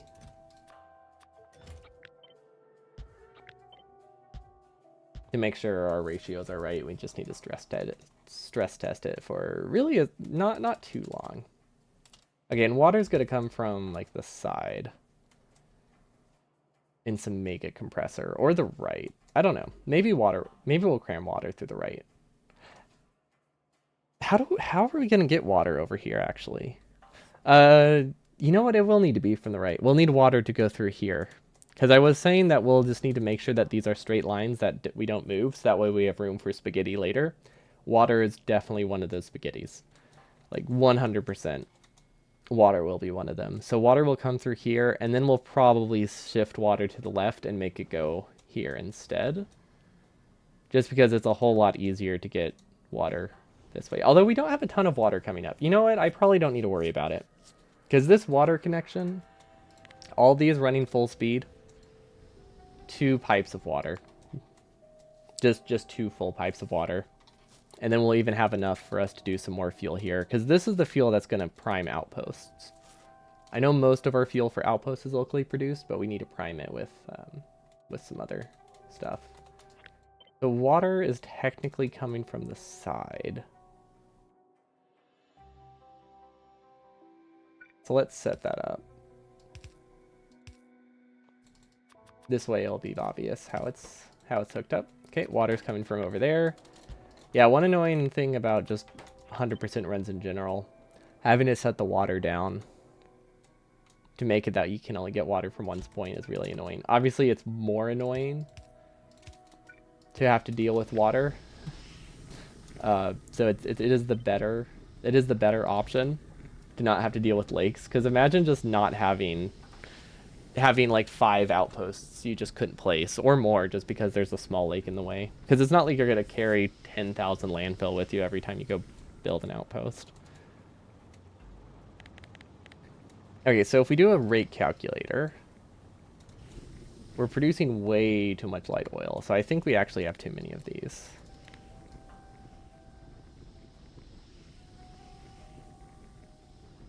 Also, we do technically have too many in general, right?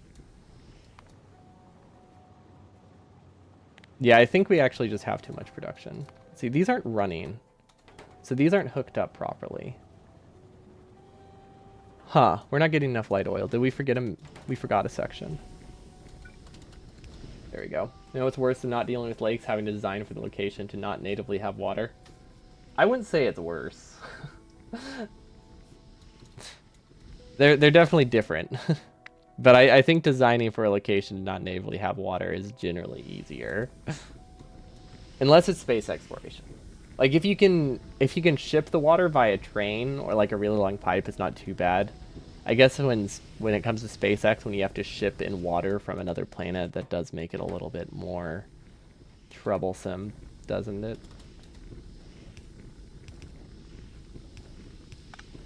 Okay, so now that these are actually connected, because we forgot like half of them, it's working way better. Okay, I'm guessing that this consumes... Let's see, this consumes 400 and 400. Okay, so we need to produce 400 and 400. This produces a little under 400 and 324 with 180. This consumes 180 to produce 135. Okay, so this actually is the perfect ratio with 9.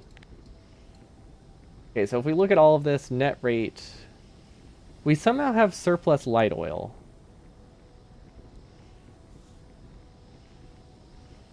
So if we wanted to fix this, we would need to remove one of these solid fuel producers and like flip it for a light oil, I think. I know, right? It runs better when we run the whole thing. I know it's a little bit of a weird concept in Factorio, but trust me, it is the case. Okay, I say we can probably delete. I want to say if we delete this one, things get easier to connect, but they probably don't. Like, we don't need this, at least. This we can shift down now.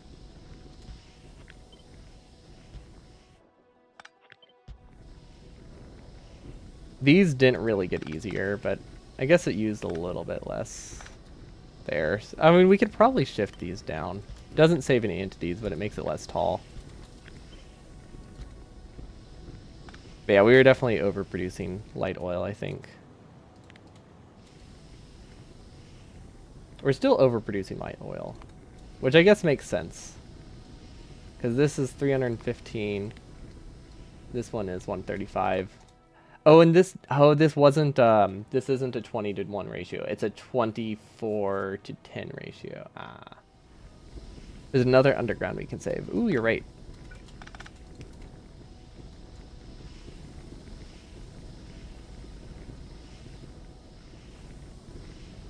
Unless you meant a different one. But at least that one's straightforward. Okay, so this is still producing too much light oil. Oh, actually, now we can't believe it. Now I can't believe the numbers. So this is 315, but now this is 135 minus like 5. That's still pretty close. Okay, so we can definitely delete another one as well. So let's delete this one. Oh, you meant the leftover at petroleum. Okay, I guess technically we can't delete that one. Okay, so this is 34. Let's say 34 is the minimum. Okay, this doesn't do anything.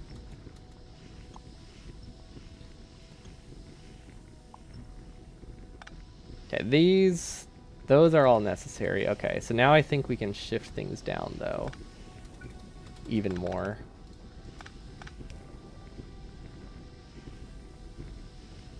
Basically, I want to get it as much within the Roboport as I can, so I can easily place a Roboport up here. Because I do want to not have logistics gaps, but obviously they're not the end of the world if I do get them.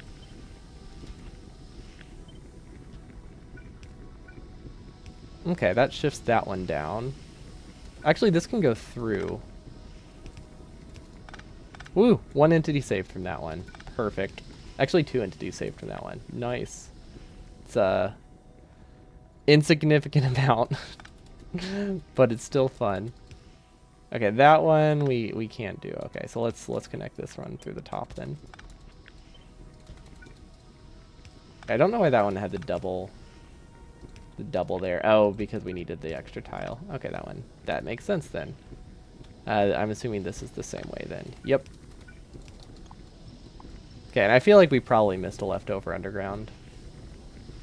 Honestly, this can go even another tile lower. I don't really like them going into the same pipe. It just feels wrong to me. Makes no practical difference, but it doesn't feel right. And then this can go through here. Yeah, that tracks. That was the wrong thing. I like how fast it stops at like time 6. 2 leftovers going north from petroleum. Yeah, I still haven't found the petroleum one that you're referring to. Oh, you just mean like on the sides. I only see the one. Is this one connected at the bottom? Okay, these are connected at the bottom. That's why those are there. Okay, that should be a closer ratio. 306, 374. 135, we'll call it like 120. So we just need to probably flip more of these, I think. Okay, so now let's look at our production. We basically want to do this until we have 375-ish for the petroleum.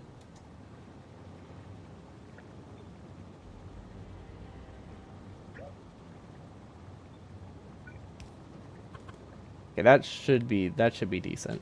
It doesn't need to be perfect. They will like self-balance. They'll just run at like 95% speed. So I think we can call this pretty reasonably balanced. It's obviously not going to be perfect because that requires you to use an extra assembly machine somewhere. You either need excess of these or excess of those because the ratios are very odd.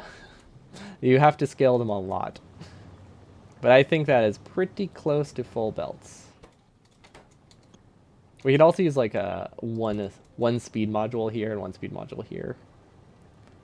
But that doesn't really do much either. Yeah, I think a speed module here and here would technically self-balance.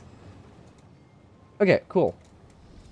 I'm decently happy with this design. They all seem to be running pretty much full speed. If we are wasting uptime, we're not wasting that much. Cool. And then water comes from the left, this comes from the right. Okay. This is definitely not on this stage. I don't know why we've been editing it on that stage, but it's way earlier. Like, it's 2.2. This is one of the first things that bots build. Or I think we decided 2.3. Not the first things bot build, but they build it pretty quickly. I feel like it's time we do a different layer. Or version number. Not like the versions mean that much, but it just gives us backup things to look to in case we accidentally make a huge mistake and don't notice it for a couple streams. Which we've only done a couple times. They're usually small things like I accidentally deleted a filter somewhere. Or couldn't remember what a random belt in the middle of my base was, but obviously I want to avoid them when I can. Okay, so now for the compressor. I think we decided that I want the compressor 2 tiles over. Yes. Yeah, there'd be never be a mistake in any of them. Exactly. I've never made a mistake in my life in Factorio. That is the truth. I don't think I can defend that one. I don't think I can even pretend that's true. I tried to believe it for like a second. It ain't happening. Okay, we now have fuel. Okay, so we need to figure out how we're going to do this. We obviously want to save entities, but we also want to make it convenient to build. So we want to line these up probably somewhere at the end, right? Like here. Yeah, that seems reasonable. Now we can just copy and paste. Okay, cool. And then this needs to compress to the right. And by compress to the right, I mean just go to the right.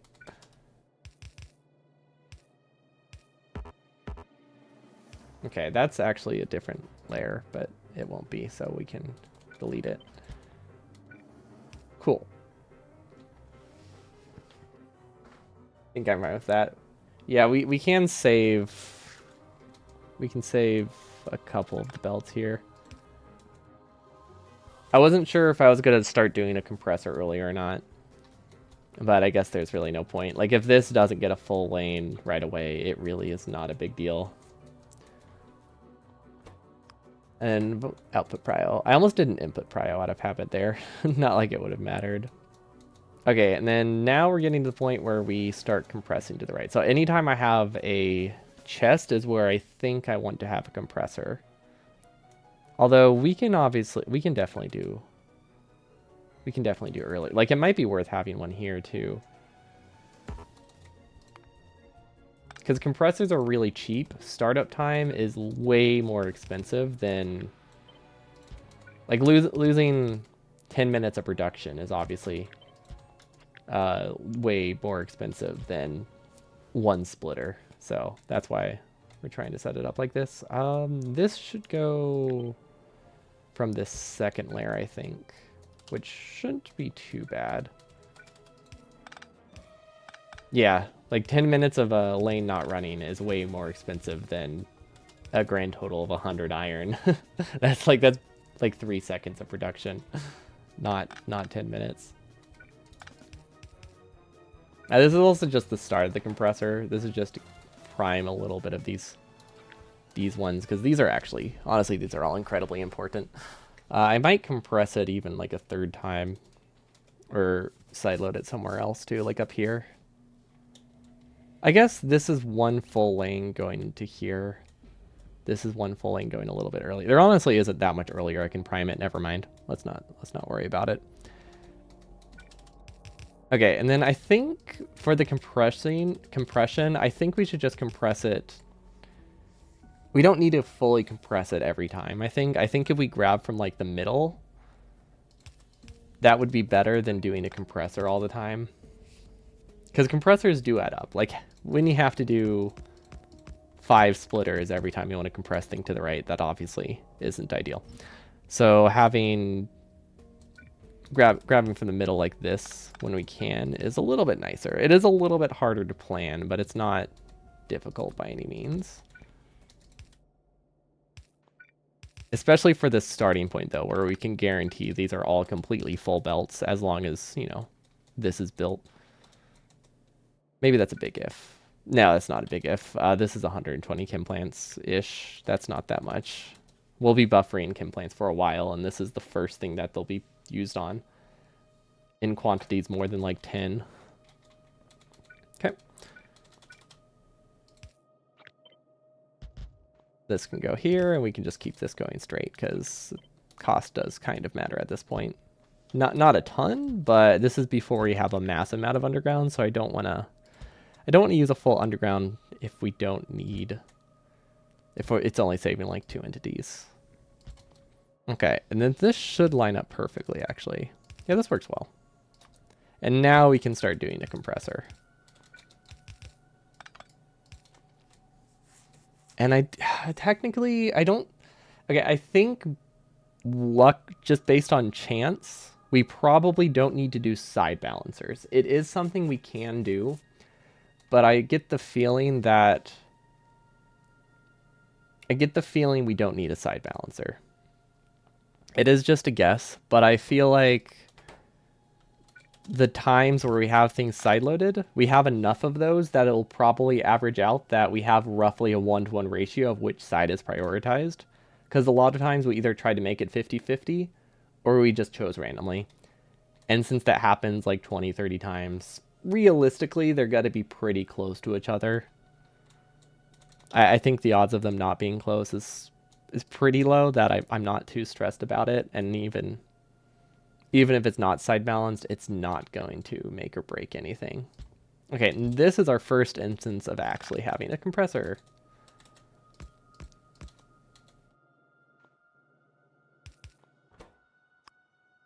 Famous last words. Yeah, I think if it was something more critical, I could that could come to haunt me. But yeah, this seems fairly insignificant. So I want to say we're okay. Okay, now if we really wanted to, we could... Oh wait, this isn't actually how I should be compressing it.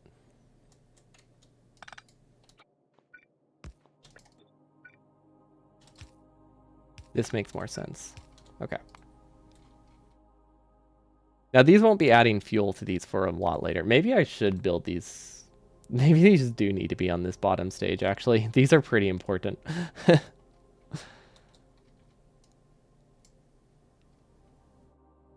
That wasn't a fuel belt. I guess that's fine. Yeah, these are pretty critical. I was hoping the coal would start these fast enough, but yeah, they won't. Beep, taco, beep, beep, taco. Whoa. Double spam bots. Fun. Oh, Masadi, welcome. Okay, so this is... We can probably stop it here. And then assume we're going to be using one belt fully. Because I do want to save resources when I can. So even if these idle... Actually, you know what? It doesn't matter. Let's not bother. Let's keep it simple. The amount of savings we have here is pretty negligible. And then now that we've compressed, so this will be a full belt. Wait. No, it won't. Which one's going to be a full belt if we do a compressor like this? Should I do a double compressor? Would that be better? Like that? I guess doing that and doing a compressor later is the same amount of entities, so yeah, it doesn't matter. But if we just push these all to the right, this is going to be mostly empty. Yeah, this one should be mostly empty then. This one's going to be pretty much full. So if I want to save a compressor, I grab from the second one. Or we can grab from both of them and just do a splitter, but that does eventually cut down how many lanes we can have, which would be not ideal. But I think this is good.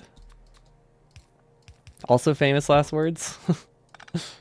In line with "it's fine." You know, the classics. Okay. Is that worth it? Am I making the right assumption that that's the one that will be full? Or does it require too much? Is that too much based on luck? How many entities does it say? I guess it saves the entities of the whole compressor. So it is like 20 entities per underground, which might eventually add up. Fine. I like that one. No, I'm on board with the original one you had there. This is definitely safer. And can react to changes better. Yeah, we should just do a full compressor each time. I think not doing a full compressor at the start makes sense. And then sending the extra into a full compressor. So this is when it gets tricky. This is the part I'm not looking forward to. Is this a U? No, it's things are somewhat expensive because this is just going to go so far. It will add up if we have to use 4 splitters each time. Because that would be like 400 splitters if I make it too much. But FPS, UPS from the fueling, I don't think it'll be that significant. We just don't want the entity and resource cost to be that high. Or too high. Okay, now this is the part that we need to figure out. So this, we're adding 1 red belt into a compressor of yellow belt. So how's that going to work? What if we just shorten it? Ooh, okay. No, what if we send this forward and then send it back? I think that makes the most sense. Actually, no, it doesn't. We have to compress it either way. We need to answer. We do need answers. I don't know what the answers are for, but we need them. Okay. How should we do this? So we have this fuel compressor. It is one of those things where, like, on average, this consumes almost no fuel. So the compressor is just to make it so that the way the next lane can start with fuel from the previous lane, and then it gets supplemented. So yeah, we definitely don't want to cut corners by having this feed directly in there. So this should be a supplement. Hello, Redloof. Close enough, right? But what is the question to the answers? You don't need to know the question. You just need to accept that you're confused. That's the important thing, right? Okay, so this probably needs a double compressor. Which I'm realizing now we can't fit like that. So let's shift it. And then shift this. And then shift it down again. And then realize these don't need the undergrounds at all, and then it's perfect. Basically. Those are worth the entity savings. Yeah, now it just goes perfectly there. Okay, now this one we can probably make that shortcut and just reduce it into 3. I think that part's fine. Okay. That wasn't right. And then this can go straight through. Okay, now this somehow needs to compress into this. That's the part I'm worried about. I don't know how to do that. Because obviously we don't want to use red belt here.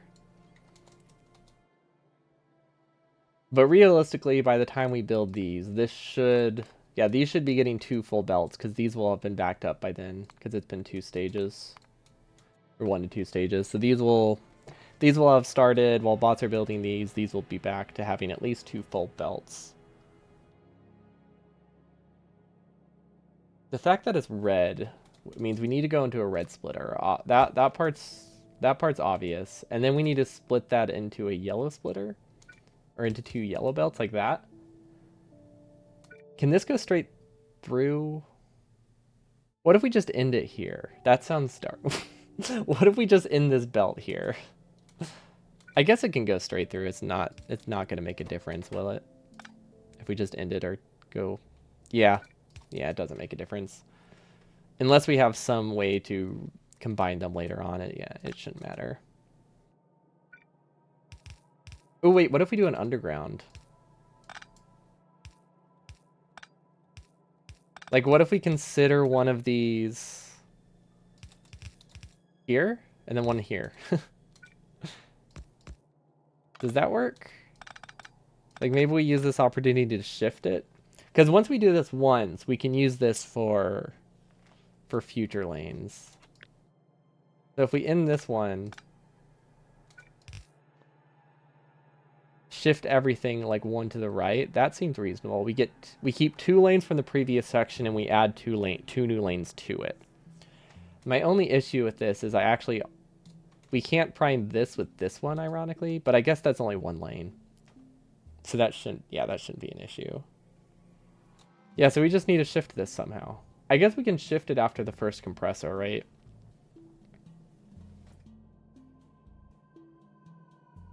Or we can shift it like this.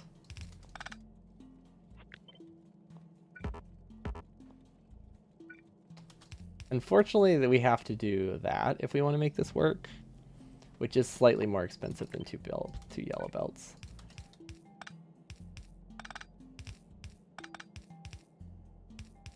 And then I just wanted to make that a little bit clean. Okay, so that's not awful, right?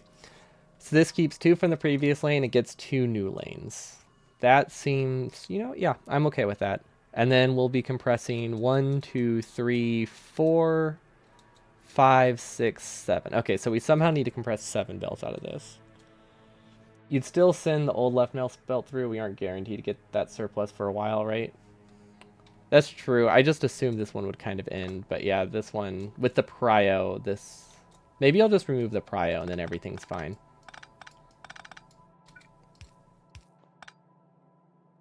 So then we somehow switch it to a 5-belt compressor, I guess? Maybe that's what we do. Maybe we just accept that at this point we have up to 5 belts. We need the prio for the train, though. We don't really need it for the train. Because, like, if we decrease these chests to, like, 5 stacks, it fills up pretty fast.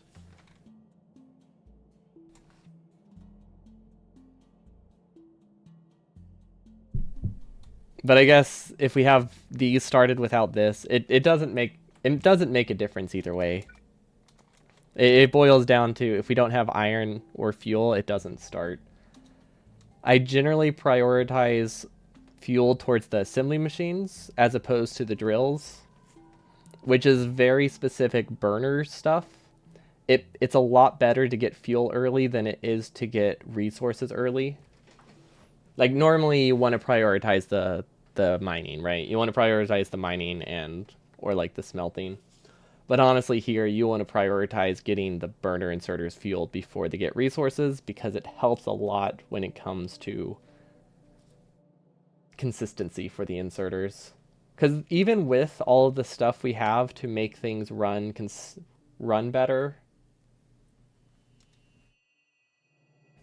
and like more safely, we still want a high saturation of fuel. Something doesn't run if it doesn't get fueled. What a controversial opinion. I mean, it's an important thing to point out, though, when it comes to burner inserters. Because the priority does matter in terms of not dying. It matters way less when it comes with electricity. Because the difference is for this, is the difference of the inserters possibly dying completely. When it comes to fuel,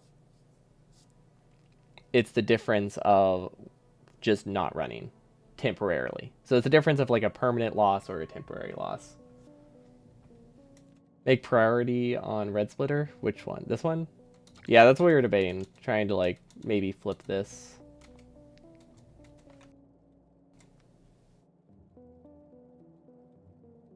So for the fuel, it doesn't matter because they only move fuel around. You don't really have any risk of an outpost dying for an outpost that's only moving fuel. It's much different when it comes to assembly lines and furnaces. Those can cause issues. But when you have an inserter grabbing only fuel ever, it's fairly safe regardless. Our coal outpost does not have a train to fuel its outpost.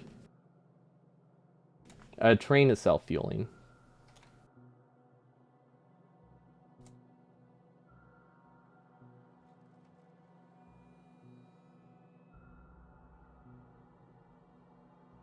But coal is safe. But then what about the iron outpost? It gets fuel from this. Well, okay, that's why I was saying we don't do an input prio. We just remove it. We just do a split 50-50. Because this is more than enough. It only needs like 10 of these to run the out. It only needs like a 1-to-5 split to run the outpost consistently. This prio is literally just for priming it for the first like few minutes.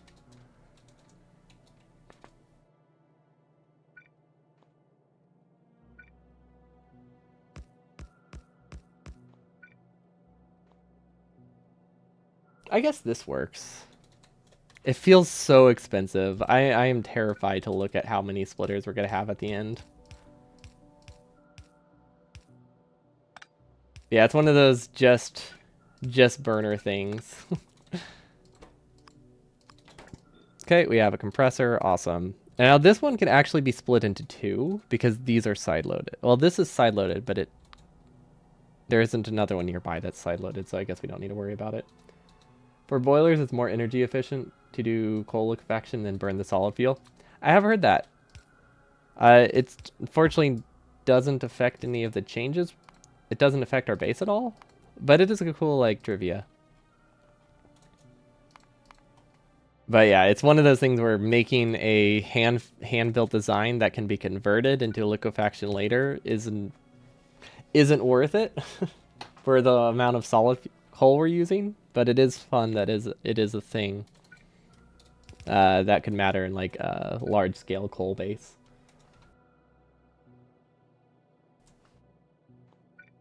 But yeah, good old hand-fed. Having to do some hand-built designs complicates things. No centralized power generation. I mean, we'll have centralized power generation. It's just by the time it matters, we'll have stopped mining coal for like 2 hours by the time we have liquefaction unlocked. Is really what it boils down to.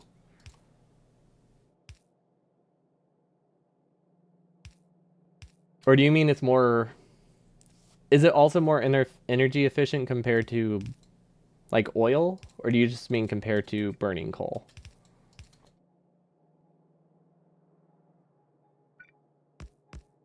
Because that would be cool if it was more efficient than just mining oil too. Mining oil. uh, okay, just compared to burning coal. Darn. It would have been neat. I would have been a little surprised, but it would have been neat if it was just somehow better overall. But yeah, the only coal we'll have going into power is like 4 or 5 lanes here. The other half of our coal goes into plastic. And I just can't think of a way to convert this into liquefaction later that also doesn't break the 10 separate points we have that need coal specifically for the logic. Guess it depends on crafting time. Oh yeah, I guess one could be more dense. Maybe not liquefaction. Because one could be really fast, right? Oh, they're all 5 seconds. For some reason, I thought one of them was really fast.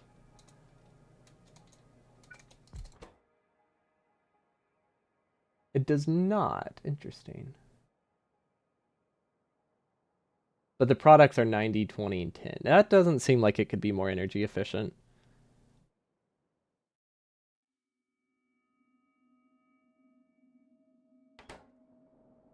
Than just mining it. I guess it really would depend on the pump jacks, which theoretically approach 0 energy consumption, at least in mega bases. Obviously not here.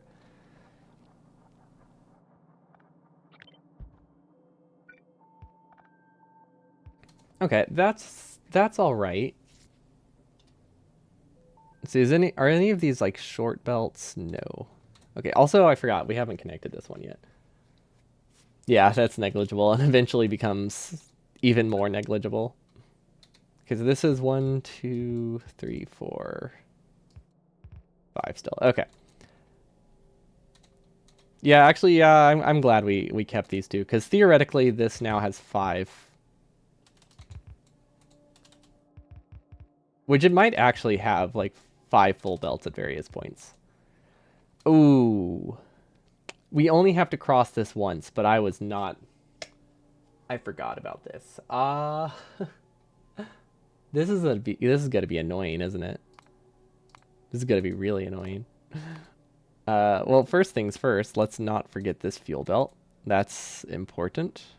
Where does this get fuel from? Ooh, I don't like this. Wait. This doesn't get a full belt. This isn't good. Is it? Wait. Oh, I'm confusing this belt with this one. Never mind, we're good. Just use red underground? Yeah, I guess we can afford it, can't we? It's mostly this middle belt.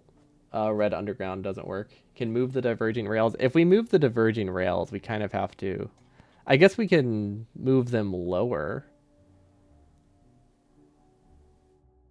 Like, we could technically move them here. That solves the problem, right? Make it asymmetrical crossing.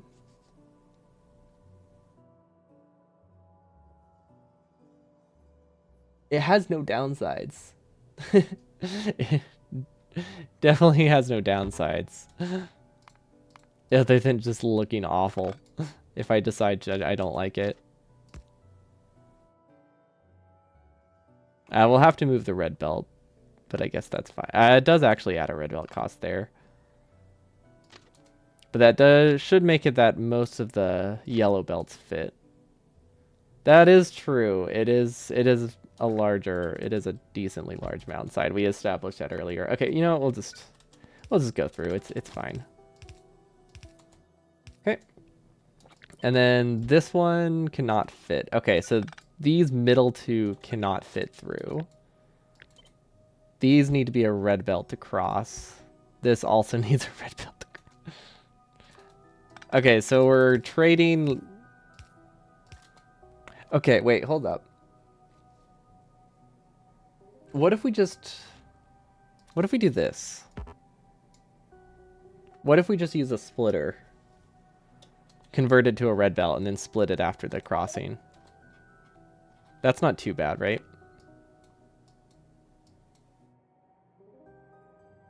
That seems way too good. What if you shift the upper turn instead? I just don't want to shift the turns because they look ugly. It's really easy fix. It just looks awful. That's really the only reason. I think it would drive me crazy to have one of these be shifted a little bit. Where you tell this train it can't go straight, it needs to do a few more turns. The thing is we don't have a few more turns, so that doesn't work. So if we were to do it that way, we would literally have to add this. We'd have to add a circle here. We'd have to add a loop here, because there is no way for it to do 4 turns. Yeah, we don't have it's not like a city block setup. That 1 red belt equals 2 yellow. Yeah, we can compress it. No, honestly, if we're gonna use underground, that's if we have to use red belt, compressing it first is the better way. Because a splitter, red splitter is definitely cheaper than like 4 undergrounds.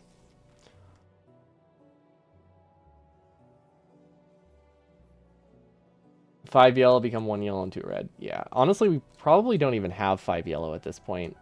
We could just say we only have 4 belts. That is a very valid option.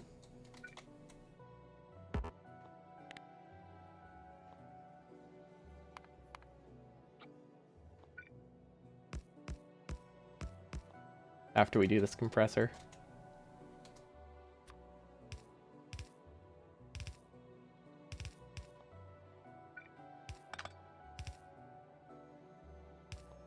Yeah, it's not worth it. Or a red belt and a blue belt. Yeah, we just have to do like a 3-to-1 compressor with 2 blue splitters. I guess we could do 1 blue splitter and a red splitter as well. Just gotta casually research red belt. I mean, technically we have blue belt almost researched by this point. We just, don't have it. We could just turn it into a compressor and run it into a compressor and turn it into 2 red belts. You already compressed. Well, this is a second compressor. We have to do a compressor for every full belt we need, I think. Yeah, we have to do a compressor for every full belt. It does look like this one is just a continuation of this one. We could do a double compressor here, which just might look a little nicer. I mean, honestly, it's probably a fair assumption that we'll only have 4 belts after this, because this is a lot. This is feeding a lot, right? No. No, we don't. No, we want to keep 5 at least until this point. Yeah, we only need 3 belts to diverge and dodge the crossing. It's really not hard to dodge the crossing. Well, this one can just go straight through, right? No, this left one can go straight through.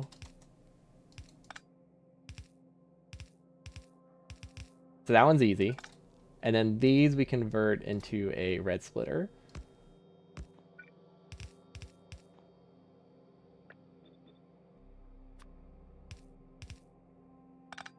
Wait, can this cross?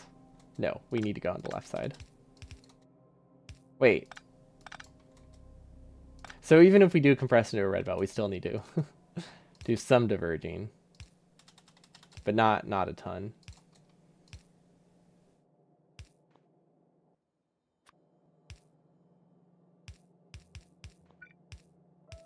Can this go one more?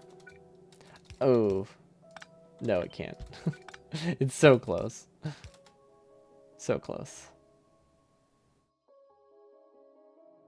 Okay, I mean, that's totally fine. And then we split it again. Here and here, right?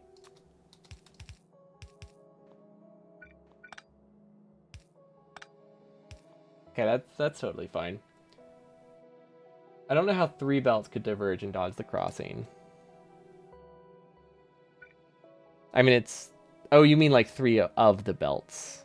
I was thinking you meant like 3 total belts does the divergence, and I was like, dang, that's impressive. Yeah, this isn't too bad. And it's fairly symmetrical, which I like. Why use splitters to merge the yellow belts to red?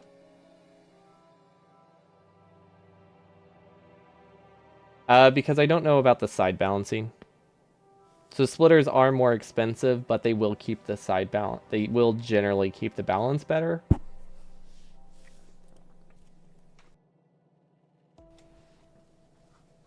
Well, I guess they'll keep... I guess it really boils down to they'll make the balance you already had stay the same, so I guess it doesn't matter.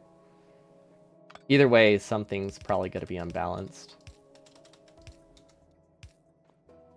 Do we have the space?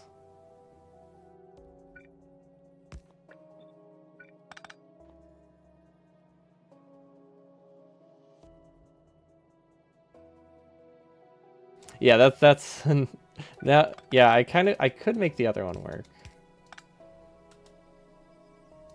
It does use more entities. Yeah, I guess we we can also keep the side balance either way.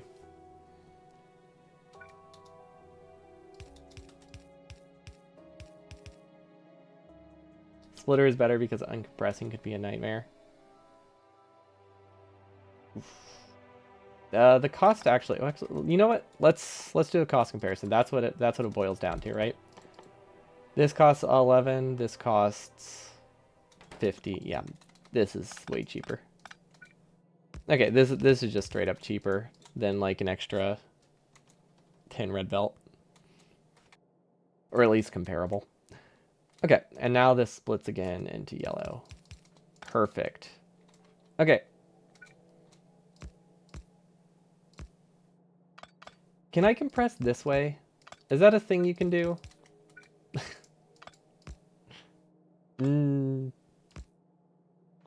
This might actually work. And I can use these as the start of the compressor, right? And then maybe it's fine. Like this. I'm just trying to make it that I can get this over to there without having to make it turn backwards. I wonder if I can line these up to be part of the compressor. I don't think that would work.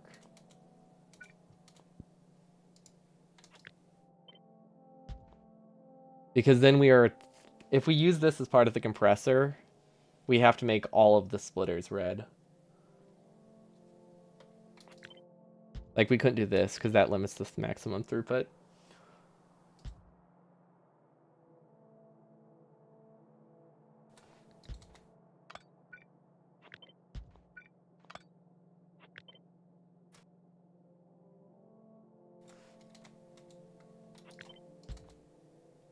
You can have 2 red and the rest stay yellow.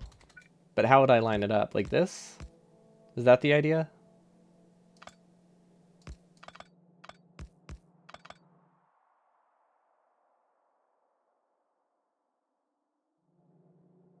Oh, that's true. Yeah, I guess we don't have a two red belts coming out of this, do we?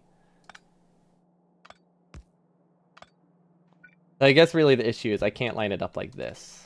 But if I do something with them staggered, then it could work. Which is a weird compressor, but it still might do the job. Well, if you have a yellow in between, then it's not part of the compressor anymore. Right? Okay, I have an idea. We're just gonna do this. I think this is our easiest solution, because we can guarantee that this is a full belt. We don't need to compress the whole thing yet.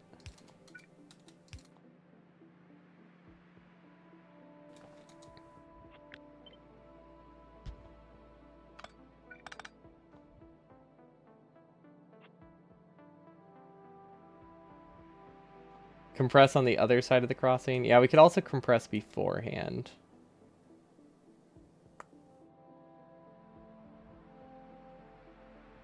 I don't know if that really helps.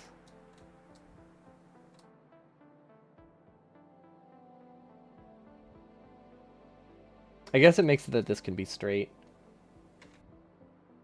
It has a little bit more space. That won't work with the deinterlacing. I'm not worried about the deinterlacing. I really just care about getting a full belt here. Anything else I don't care that much about.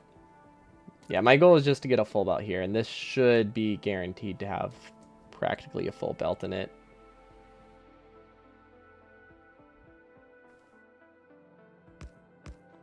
This makes it more likely.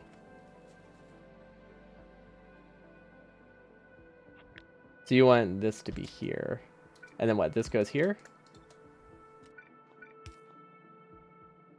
Is that your idea? That could work. Yeah, I guess it does save 1 splitter. It's not a huge difference, but it is free. Okay, cool. Thank you. I didn't see where this... I could not picture where that splitter went.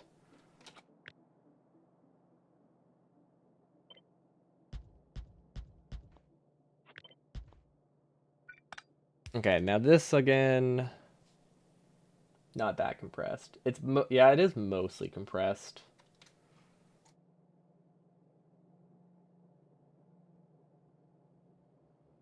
Like even this is mostly compressed. Now the left one's not part of the compressor. Then we can do. That's fine. It'll be part of the next compressor. We'll just add it to the next one. If we cannot get a full belt from this, then we have other problems. If 4 belts can't compress to 1, then we're doomed. So yeah, we're not gonna worry about that. It's an insignificant change at that point. I would rather just go on to the next one.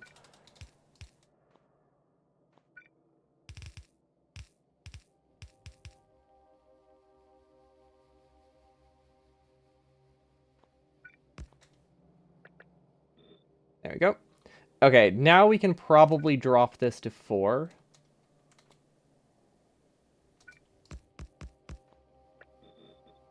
And save a few belts, because we're getting close to the end of this, so we're definitely... Honestly, we can drop this to 2 if we really wanted to, but let's keep it at 4. 4 is enough.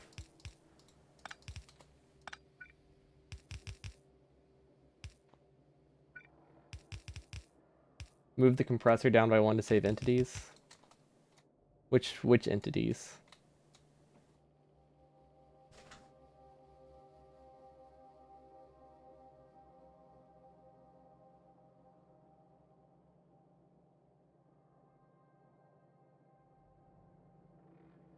Last compressor, 5 belts.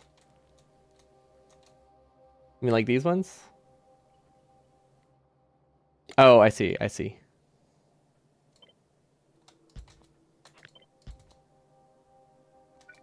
That saves 1 belt?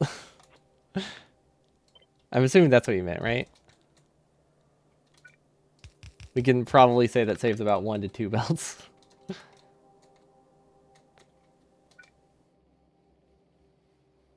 Yeah, okay. So not a huge save, just like some save. It saved up to 5 belts. Yes, up to 5. Probably not that many, but up to 5. It just depends where the next one will line up. Okay, this one full belts. Okay, that needs a full compressor. 1, 2, 3, 4. Awesome. Can't wait to do this whole thing on the other side. At least on the bright side, this doesn't have to be perfect, because we are overproducing fuel pretty significantly. There we go. Yeah, it does line up perfectly so far. The thing is, it's one of those things where we won't technically know until the very end if it actually did help. But we can believe.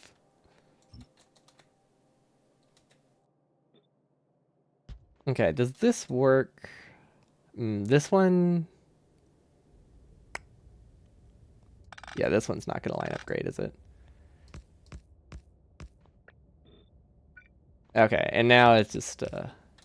I guess we can move them all down. I guess we might as well have them be closer. If we can. Okay, that's good. Do you know how to set up the load 1 blue belt into an inventory with items that you only stack to 10? What? To load 1 belt into an inventory worth items that only stack to 10. I do not know what that means, so I'm going to say no. I don't know how to do that. Is that actually the last solid fuel belt we need? It might be the last solid fuel belt we need until the next compressor. Okay. So now we need to go back to our original compressor and see what we actually did. Also, how many splitters are we up to now? Oh, that's not as bad as I thought. I really thought it would be in the hundreds already.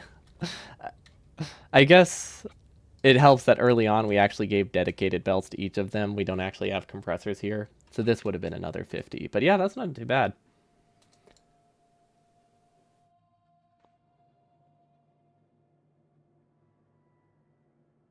It involves having stack inserters grab. Oh, that's okay. Yeah, that's why I wouldn't know. I don't think I've ever tried to compress a belt with stack inserters before. I've never had to care that much about it actually. Yeah, it definitely doesn't matter here. But even in our space exploration run, we don't actually use a full blue belt of most things. We just use blue belt to get us slightly more than a red belt in most places. What was I looking for? How we connected this? Oh, right. I remember now. We split it into 5. Okay, that's reasonable, right? Okay, so we decided it compresses into 3, right? And then we add 2 more on top of it. That's the assumption that we made. I'm pretty sure that's the assumption we made. Which means we can keep we can just do the compressor here instead. Yeah, I'm pretty sure that's what we decided. Because if we're keeping 3 from the old one, that's still enough to prime these while we're waiting for these to back up. And then we had 1 go to the other side, and then 1 go into the left side, right? Oh, that was just because this one was weird. Okay, that's fine. So this can actually just stay here. There we go. See, on the far side? Oh, at the far side, you mean for what you're talking about. Fastest way for an inserter to pick up things is to grab from an inside corner entering in the direction of the splitter.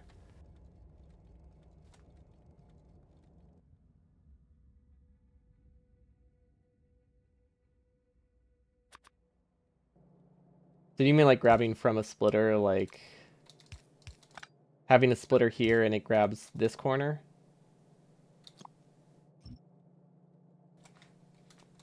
Oh, not splitter. Okay. Yeah, they do. Like grabbing from, so that would be grabbing from like this corner, right? Or would it be grabbing, is it on the inside? Outside or inside? Inside corner. Okay. So grabbing from this, how do you even grab from that? Wait, how do you grab from that? Or, oh, would it be grabbing from here?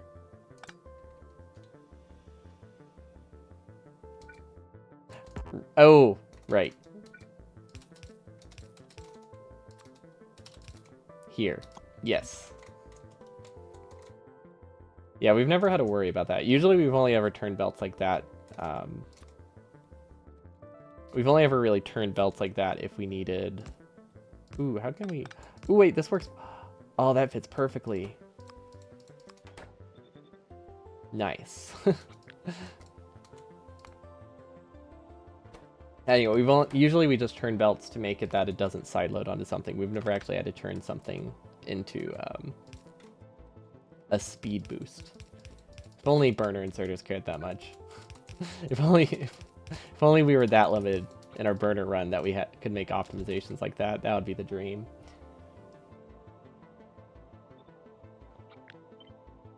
Okay, it looks like a compressor will fit pretty nicely here too. When should do we have a standard yet? I don't think we really have a standard for when we drop it to 1 less belt. 2 lines not connected? I failed to connect the old belts, thank you. That is slightly important, one might say. Just a tad.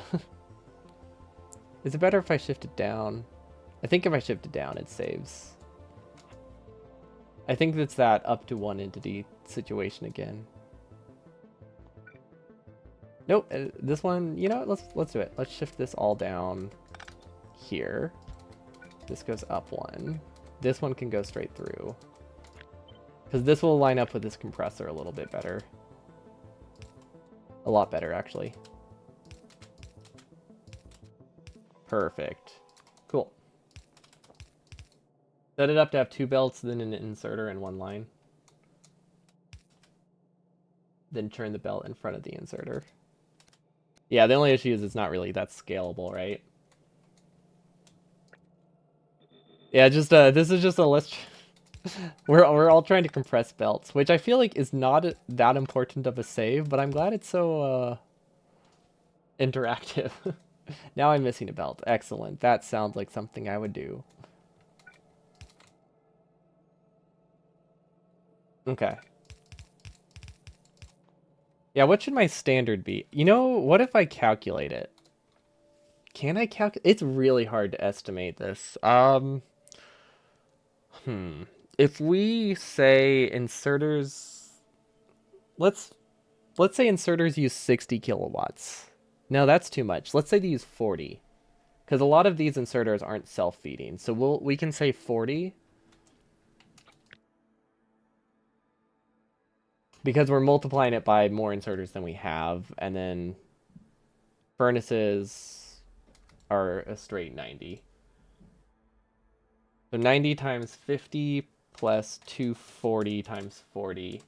We're looking at 1 solid fuel per second per lane. Now, this doesn't account for startup time for our compressor, but it will give us the average consumption. So 15 rows consumes a full belt. The standard is too much, is barely enough, good enough. Honestly, yeah, that's pretty much what it boils down to. If all the belts start compressed, we first split off different belts. That was the idea, which we can probably do. We can do it here, but after this point, I think it's hard to make the assumption which ones will be fully compressed. So I didn't want to. I opted for using extra splitters. If we if we had the staging down a little bit more accurately, I think we could probably do that. If you have rate calculator, you could swipe over it. Rate calculator doesn't work. It doesn't account for how much fuel is consumed by inserters. It also doesn't account for, even if it did, I doubt it would account for idle inserters.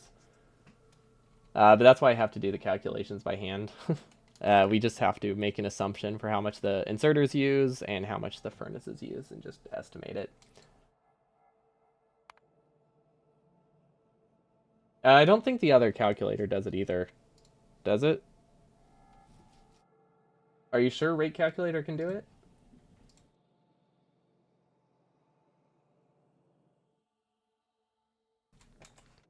For burner inserters?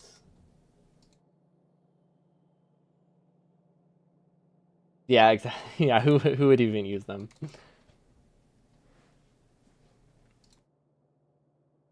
Because I think we tried rate calculator at some point. We stopped using it. I feel like we would have kept using it if it could do that. Or maybe we just missed it. Yeah, we could do a real world test. That's hard to do. That requires us to do a run. So what if we just do a factor of 2? What if we just double it and say every 7 lanes we lose a belt? Does that seem reasonable? Yeah, someone might want to see a run. I mean, a run would be great. We can't really do a run with what we have so far. But that would be the best way to do a test.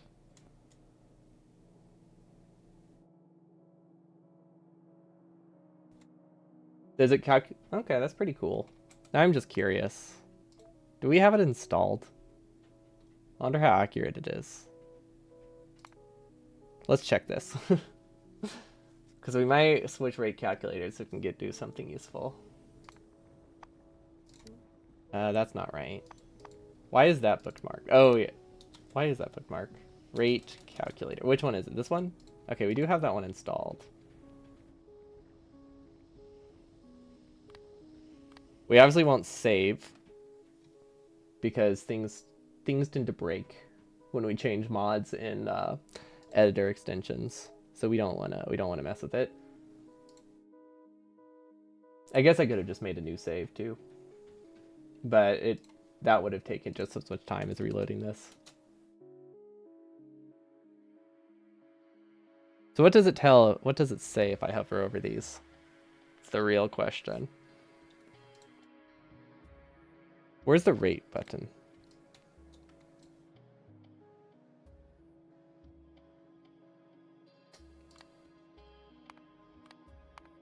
inserters worth. Okay, that's kind of cool. Maybe we just decided it wasn't useful. Per second, it is 2. Okay, it is not useful. um, if we could simplify one of the maths, but it's not accurate because none of them run full speed. Maybe that's why we didn't use it. So yeah, this is saying it uses 2 per second, but it's assuming these are constant and they're like running at like 60% speed. However, we could multiply one of the number. It doesn't give us the number separately. If it gave us the number separately, we could do it.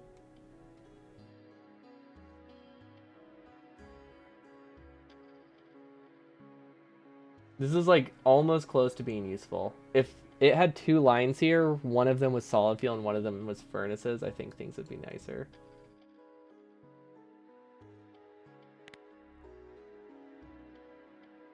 Is it just... I think it's just saying it uses 0.08. It's just equating them to a furnace. I'm pretty sure it's just saying they have the equivalent fuel consumption of a furnace. Okay, so this is using... This isn't... What number? How are they getting that value? Are they using max consumption value? That never happens. But that would make the most sense. That would definitely make the most sense if that's the value they're using.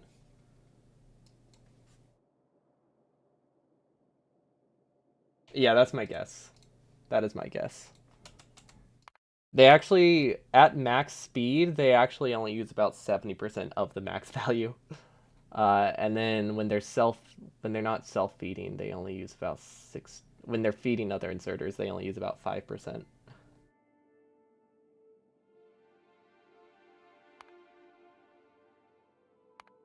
Cool mod. If I could edit them, maybe I should make it. Maybe I should edit it somehow. Make it lie about what burners use so I can use it. See, we need to sync mod say. Well, we need to go back to the menu first. Okay. If we know what it uses per minute, a full load above at least 2 times the burn time, then we can be certain how much we use. Well, yeah, it's we can be pretty confident how much we use. If we did like a stress test. If we did a stress test where we let the belts back up and then we run it for another 10 minutes, that would also give us a good estimate. Burner hundo staged, burner hundo 1.79. Think mods. If we keep in mind that one burner equals 0.008 solid, it could be used for... Well, the thing is, it's not. It's one burner equals 0.006, but that's only if it's a burner running constantly. If it's going into a furnace, it's probably more like 0.004.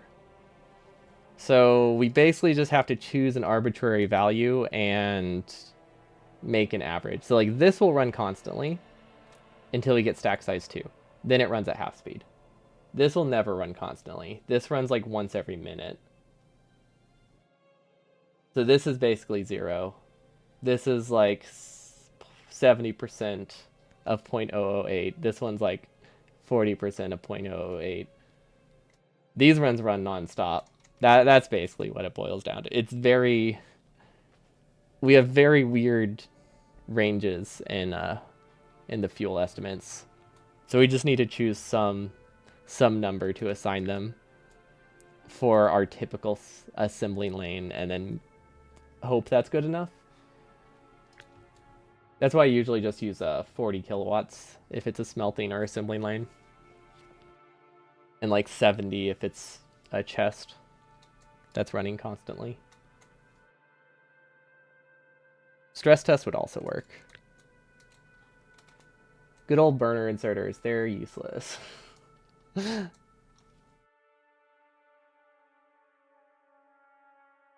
Regular inserters have the same kinds of calculations, I imagine, because of idling. It's just burner inserters, it's more directly noticeable because it's the you need to get fuel directly on a belt, which is way harder than electricity, which is kind of the whole point of the run, I guess. It's not a revelation. Now that I think about it. One day they'll make burner inserters better. I believe. I have no reason to believe, but I believe. What was the point of that? Oh, I was trying to decide if I could drop this to 5 belts, right? Or 4 belts. And the answer was probably not.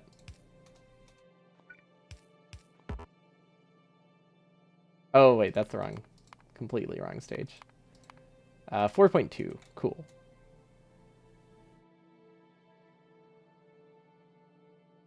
Uh-oh, when we reinstalled the mod, things shifted around. Muscle memory just completely destroyed in seconds. Okay, that looks fine to me. Actually, can we cross at a later point? Is that better? It's not worse. And not much worse. Yeah, that's alright. Also, this isn't even used for so much later. So it doesn't even matter. Oh, this goes into the red. We better start from scratch to rebuild the muscle memory. Yeah, you're right. We need to rebuild the whole base. It's the only logical explanation, I think.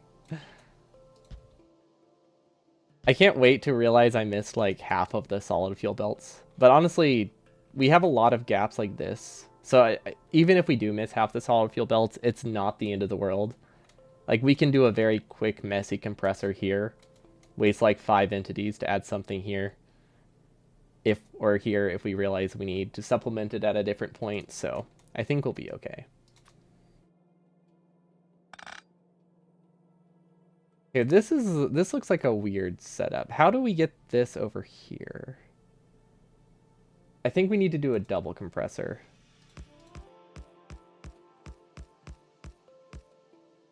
Yeah, that actually fits perfectly, I think. Okay. I'm fine with that. Can you tell me about blue science, which you completely skipped so far? Yeah, just can't wait until I realize that I don't actually have a blue science. Hey, I don't think we can gaslight me for forgetting blue science. That one is a really weird setup, so that one I know I have. You need to try to trick me with something more obscure. Like sirens, which we did actually forget. But that's fine, sirens are easy. But technically we don't actually have sirens set up. Okay, so this we can assume...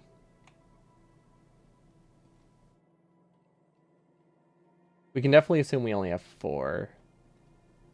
Let's just compress this into 3 at this point. That seems reasonable, right?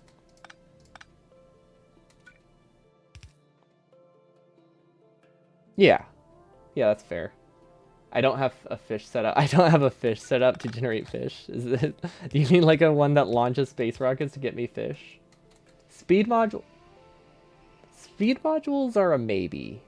We don't have a lot of speed modules. I'm pretty sure we have like 2 assembling machines for the occasional beacon. We definitely don't have a lot of them. Yeah, okay, we do have them. Oh, productivity modules? Those ones we definitely have. Those ones are for science. And then we realized we were not producing enough for science, so we doubled them. So now we're good. That one we almost missed. We almost missed doubling it. Because we originally only had this, which wasn't enough for science. And now we have this, which is enough for science and our base. Okay, this should be good. Now we can't stress test the outpost right now until we add something to void this, but I guess that's fine. And this can be the start of the compressor, which is built on the wrong layer because we somehow switched to a new layer again. How do we keep doing that? Ah, no. I have muscle memory. These speed mods are only for power armor Mark II. That's true. They're not used for anything else. Honestly, that's not far off. They are basically only used for that. This doesn't look right. No, it's right. Nope, that's good. Okay.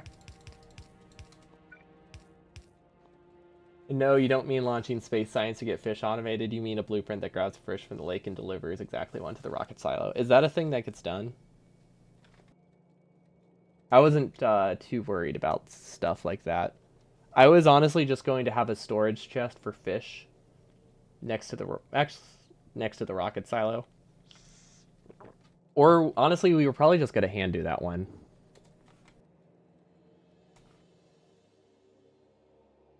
Yeah, that's not something we're too worried about. Honestly, there's like a 3-hour range where we can do achievements that will be waiting for circuits. So anything related to getting like a random achievement is something we don't have to have very well prepared. Because we genuinely have a 2 to 3 hour window.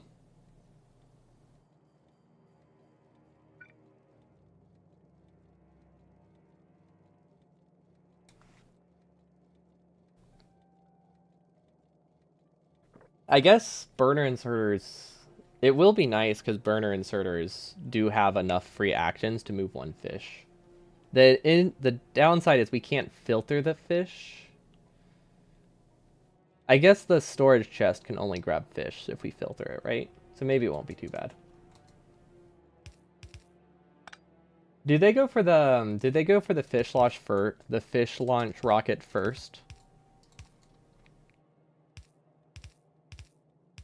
Is that the first one they go for? I guess because satellites take a little bit more to set up, they might as well get it out of the way. You need cargo wagons as you can't put filters in chests. Well, it would be a storage chest. Like set up like this. And then an inserter that just disables itself after one action or something.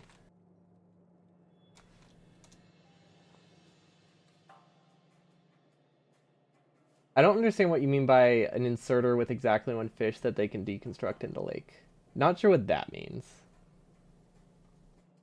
Do they just go for exactly one fish? Is that all that means? Because I'm imagining like a deconstruction planer that somehow has a limit of one fish, which does not make sense, but that is what I'm picturing. Okay, I feel like the easiest thing here is to do the compressor early. Otherwise, we have to flip it around. Yeah. That looks fine to me. Okay.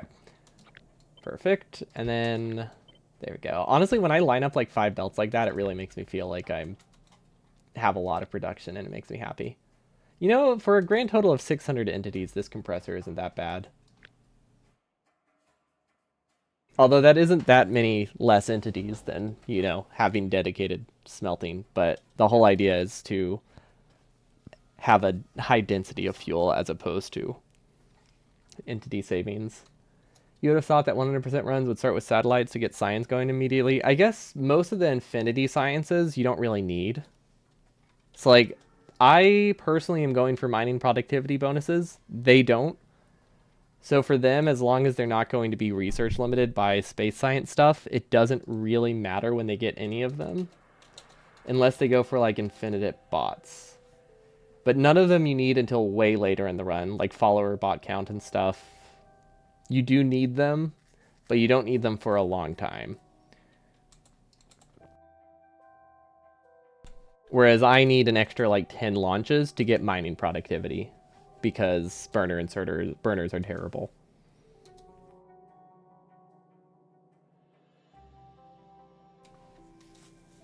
But either way, because satellite is like another 1,000 science, we might as well do the fish thing first anyway. The nuke doesn't require space science, does it? It requires a lot of science. It's super late, but it doesn't require space science. Hello, heroes. Welcome, welcome. We're connecting a lot of fuel belts right now. Ooh, we're almost done. Also, these only go to one thing, but these also will end up going to the outpost. So I think at this point, it might be worth switching to red belt. Because now we're at the point in the run where this fuel is actually going to go to filling up an outpost train. So theoretically, we can do one red belt into a wagon at a time. So theoretically, we can fill 8 red belts of fuel at the end to prime outposts. How fast will those fill? What can fit in a wagon? 50 times 40, right? That fills them in 1 minute. So that's insanely fast. uh, is that right? Yeah, that's insanely fast.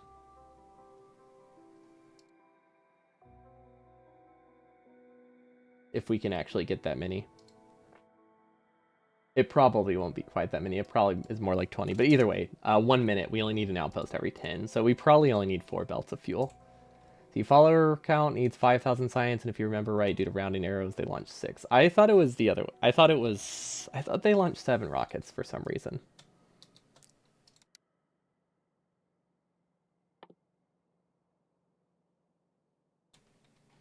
But I could see, even if it wasn't rounding errors, oh, 7 rockets total, 6 rockets with satellite. Okay, I thought that's why I have 7 in my mind. Okay.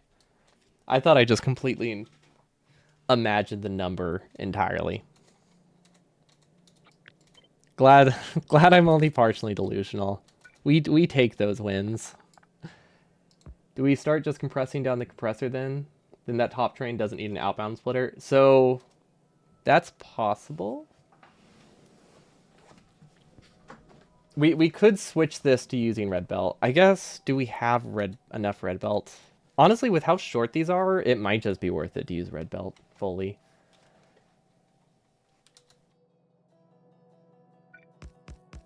Yeah, in my mind, the extra rocket wasn't rounding error issue. I thought it had to do with making it that productivity modules didn't have to be placed perfectly. Like if they were placed slightly late, you didn't like lose the run. That was always my assumption.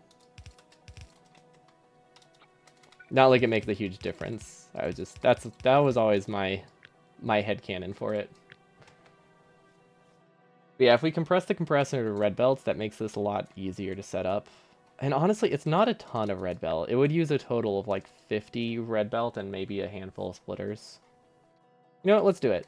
Let's say it ends here. Let's compress this. Let's compress this into 2, maybe. Oh, that is what you meant. Okay.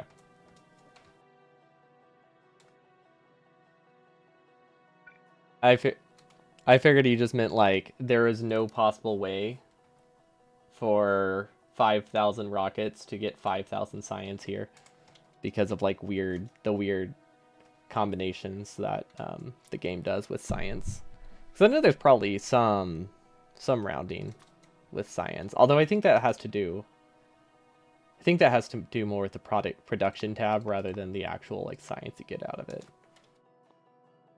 We could just produce, well, we could produce another rocket.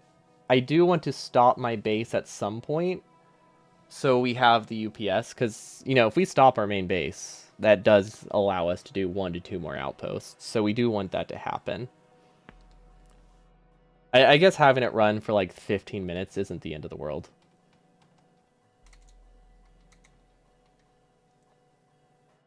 we could have a elaborate circuit. That is an option. I don't know if it's worth our time, but it is something we can do. Okay, let's do 1 more and then we'll compress it to red. Yeah, because this is the last time we need it. Yeah, this seems reasonable to me. I can't wait until, you know, I could halfway through the run upgrade all of these to red belts. That's something that can be done because we don't actually have these crossing anything. So if we have an upgrade planner that upgrades exclusively the compressor, we would be at such a high risk of breaking belt weaving. How many mining prod am I shooting for? Just 1.5. So two rocket launches, or sorry, two 2 extra tiers of it, but that's another like 8 rockets, I think. And then the next one after that is like 10 rockets or 7 rockets. Yeah, then it's another 8 rockets. So we would have to double the amount of rocket launches to get the next tier. I cannot. My rail crossing is combining 2 yellow and 1 red belt. Yeah, I mean, these would be halved, but then we would be able to use double all the way down. It's like, these wouldn't be perfectly used, but it would still help this. This part, but this part could be upgraded. At least. But I see what you mean. This section couldn't be. I thought you meant this part. You mean we aren't getting bot speed 52, so it's fine? Yeah. I mean, there is a world where we can go for mining productivity 1.6, which will make a lot of our outposts run a little bit better. So we will keep researching it. So we might just keep launching rockets until we start to hit our UPS limit. Or until we start to get close to, like, you know, the 10 outpost range. But it's not super important, but we will have some outposts that are running at like 95% speed. If we get another mining productivity, we'll make them run at 100% speed. That's basically the difference it'll make, which, you know, could be nice. Won't affect our total time that much, but it might be basically free. Yeah, bot speed 52, casual few billion science. Let's go for that. You think some runs ended up by missing white science, but prods were totally broke down and there was not enough RCU as they counted inputs. Oof, yeah, that could be rough. Fortunately, we don't have anything for our run that will end from stuff like that, just because we have no reason to be that particular about a lot of this production. Maybe in revision 2 we can make some dumb stuff just for fun. Because I would like to do this a second time.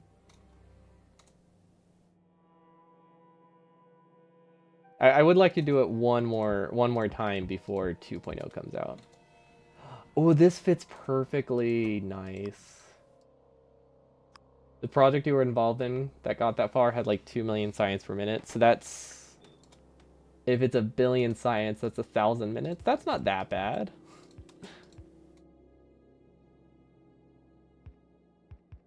Let's do it first. Yeah, let's start making this needlessly complicated first try. That won't cause burnout.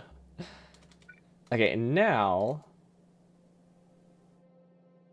the cheapest way to do this would be compressing into splitters first and then compressing into red, right? Afterwards. So this will compress this down into 4, and then we can compress them down into 2. I think this is the strat. Oh, these don't have output pryos. How did I miss output pryos? Oh my gosh, are all of these missing output pryos? No. 2 million is only twice as much as some random dev run on 2.0. Yeah.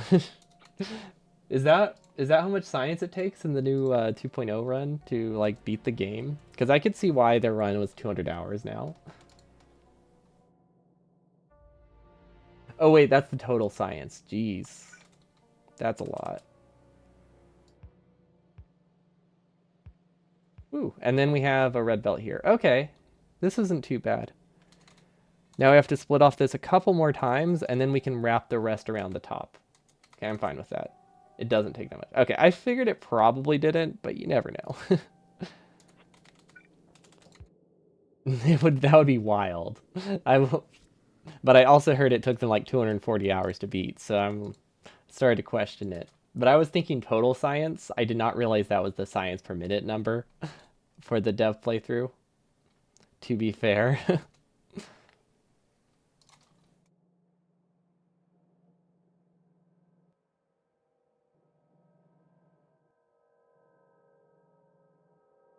Yeah, the different playthrough makes a lot more sense now.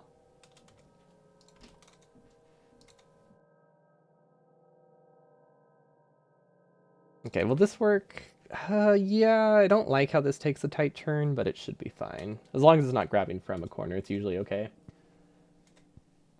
In the Eternity cluster, you had 3 worlds dedicated to making rocket fuel. Meanwhile, even in our fuel-only run, we actually only have like 60 assembly machines for rocket fuel, which is surprised. I'm very surprised how low it is, actually. Turns out you need very little rocket fuel, and when rocket fuel sucks for inserters, like it does here, you need even less. I guess I can send this into the middle, right? Yeah. Okay, that's fine with me. And then we have two more fuel connections to make, and then we're good.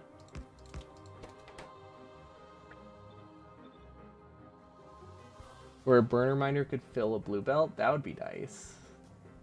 I would like that. That would be really useful for our run. Okay. Splitter. And then now I think we can make the assumption.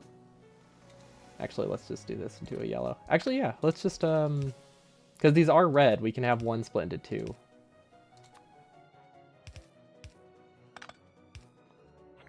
Oh, that requires another splitter, doesn't it? Yep, that requires another splitter.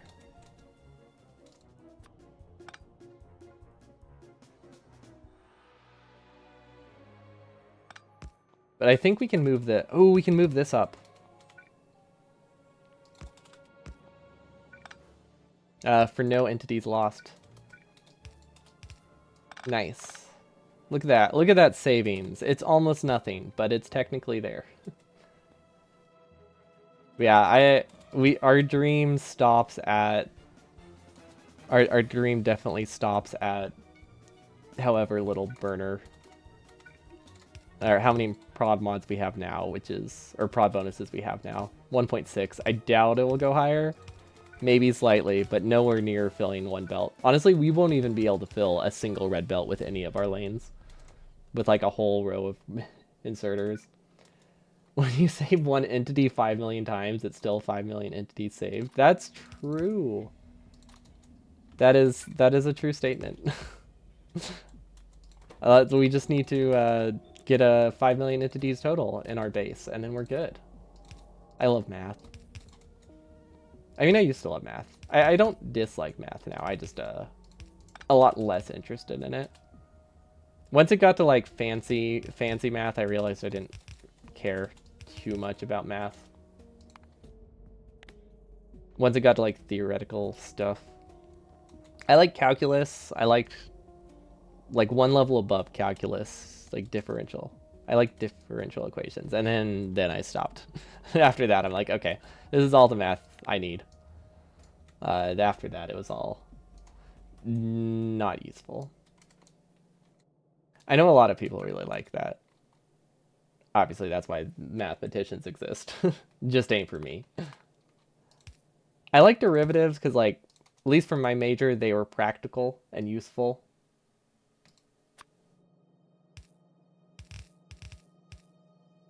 Like, differential equations was also still useful.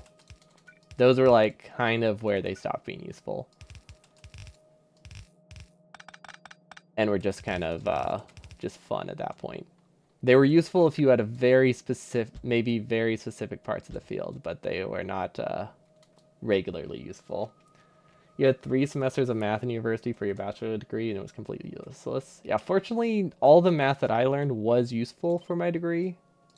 So, like, there wasn't a single math class I had to take that I did not use in, like, every one of my courses. Majors courses. Or at least most of them. Diff EQ we didn't use that much, but we did... It did help a little bit if you had to come up with your own equation.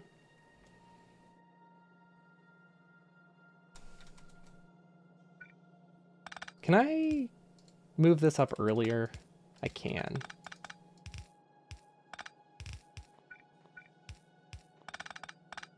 You know what? Red belts are basically free at this point.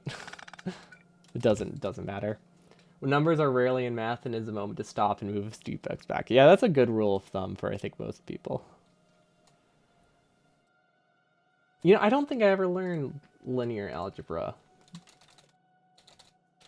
I think we had to do a little bit of it in our other classes, but I never like took a dedicated class for it.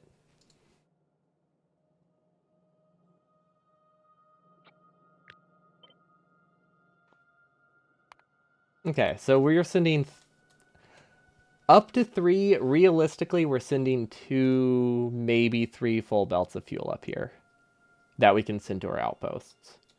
And then if we do the same on the other side, we probably don't actually need this. Because this is where we're going to have a train, and it's going to have... I haven't fully decided. Our building train is going to be really dumb. It's going to have at least 6... It's going to have at least 6 wagons full of fuel. Which is a lot. But it decreases the start time of our outpost by like half an hour if we can send a decent amount of starting fuel. There is another option, and it's really dumb, but we can also send 2 trains. We can have a building train that's half filled with fuel and a fuel train that is another 16,000 fuel. Because if we can send 20,000 fuel to the outpost, the start time is so significantly reduced. Because our outposts only actually produce about 45 solid fuel per second. So 20k is about 8 minutes. Okay, so it's not reduced as much as I thought. Maybe I was playing around with the idea of 40k fuel. Maybe that's what it was. 16k primer reduces about 5 to 10, because I think this still had some primer. So yeah, maybe I was toying with the idea of 20 to 40k. That might be a bit excessive. Imagine I have a 16 long train that just unloads solid fuel to start it. It's not a terrible option, actually. Let's see. We're sending about half of red belts to the other side by conservative estimates. Yeah, if we round down 6 times over, we could say that. I feel like we are definitely not underproducing that heavily. So your worst math moment was your first year of college. You had taken dual credit calculus in your senior year of high school, so you took Calc 1 in your first semester as an easy day and learned new stuff for 1 month in. Wait, what part of that is bad? Just that you were bored for like a month? That's how... I had a lot of like math credits for like calculus, but I didn't have math credits for like basic... for some other... I don't remember what it was. For another thing, so it's like, oh, I can skip the second tier of class, but I couldn't skip the first one, basically. Which was not ideal. Because it still meant I had to take the prereq, and then I just didn't take anything the following semester. Also, what does the cleanup tool do? I mean, it obviously cleans it up, but I feel like that probably would have fixed a lot of the bugs we've run into. Okay, we definitely don't have enough time to set up the fuel buffer on this side. Okay, so this one's complicated. This one we didn't design around a compressor going all the way up, because this one doesn't use fuel from the previous section as much. Okay, so this one's going to be annoying. This one also assumes way less fuel is being sent over. So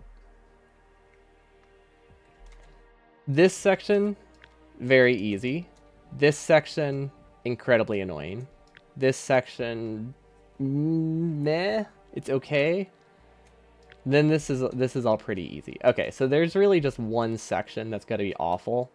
And I think we're just going to have to make the assumption that we're just going to accept that it's going to run a little bit slower, because I don't think we can get all of this fuel past here and be happy with it.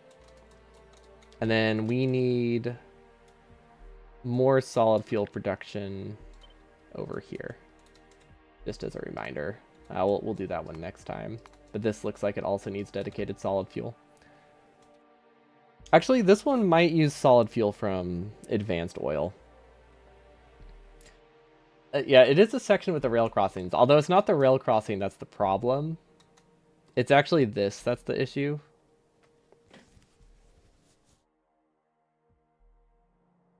Because this left side was staggered from our original lane, so we have to have these... These are all bent more than they were supposed to be originally, because we had to shift them all one tile. Which isn't that bad. It just makes the like, it's not a problem at all. It just will make the compressor a little bit uglier. That's really all it comes down to. It's not going to affect anything in the end, so I'm not worried about it. Also, why can't we do solid fuel on demand and just pipe oil there? Solid fuel on demand is really, really expensive. So compressors, belts, super cheap. Setting up 10 times the amount of chemical plants you need every time you make a lane is not cheap. So with the compressor, you only need to produce 2 to 3 times the fuel that you actually consume. Actually, sorry, with a compressor, you only need to produce 2 to 3 more belts more than you consume. If you do solid fuel on demand, you need to produce 2 to 3 times at least. So that's why we're not doing that. So it's really a difference of +1 or +3 or -3. So 3 plus like 10 is still 13. 10 times 3 is 30. So you end up with way more chemical plants. Way more entities on the chemical plants, the pipes, stuff like that. If we didn't care about start time, local production would be way better. It's just because start time does matter for like this case. We can't cut corners and do like bare minimum. Because bare minimum, start time would be like an hour, but you can make it really cheap. We actually did play around with the idea of it originally, but every time I did a test, it took so long to start that I just gave up and it's like, this ain't working. You need a subscription for it. If only we'd charge it. Imagine how much money I'd make from all this solid fuel. The train stations are part of my base. You can remove tracks on the outside to save entities.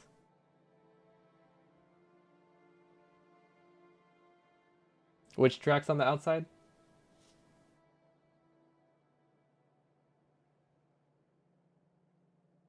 Is that yellow belt to fuel the side's compressor? That was the compressor for testing purposes when we set up the lines. It is going to be completely replaced on Friday.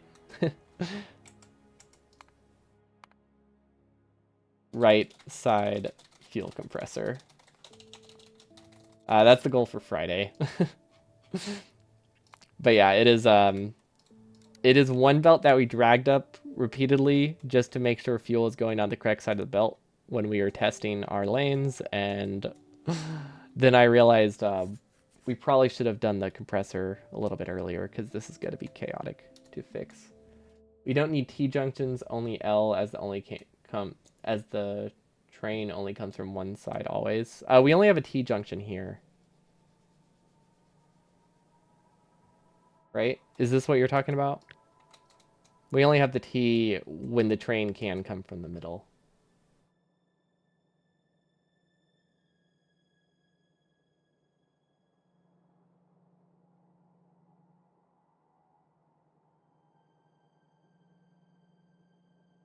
T-junction connecting to the output stations. We don't have one, though. I don't think we have a T-junction connection to the output stations, do we? Oh, you mean these ones. Oh, I see what you mean. So you're just saying we can cut like this side?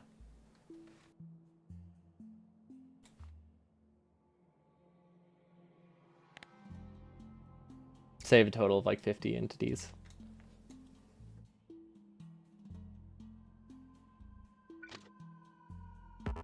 Why doesn't that look right? Although that looks weird. Do we have an extra entity there? Do those actually line up? Something. We have an extra belt there. Uh-oh. Did I save recently? No. I clicked undo a few times. I have not done much, though. So if I undid too many times, it's probably the fish filters that we've removed. Or this belt at the top. Or me pasting random assembly machines. Yeah, we definitely didn't remove anything bad. But yeah, okay, I see what you mean.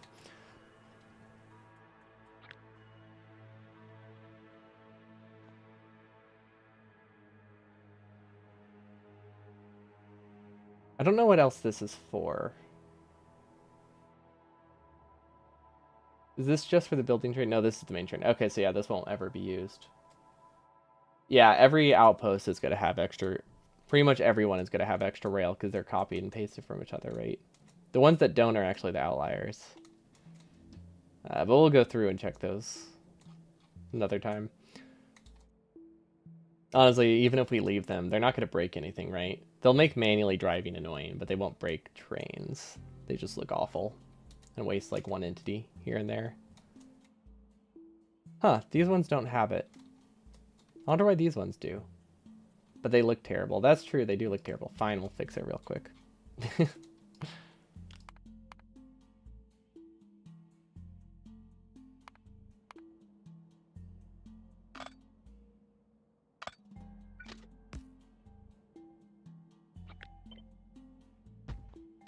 We're gonna leave them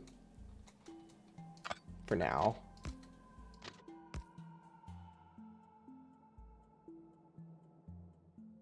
But it's definitely on the list to remove. Hey, how is it not in that many? How is it not in every single one? What? I wonder if it's one where I had to. I wonder if maybe I broke it when I was changing these, because there's another one somewhere on a different belt that was broken, right? This one.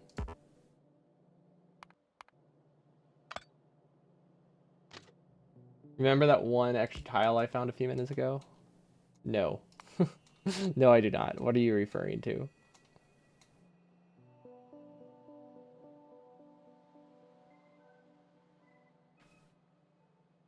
Oh. Oh, you meant on this. Okay. Actually, this if that part's broken, that one's probably on me. I doubt that was in your design.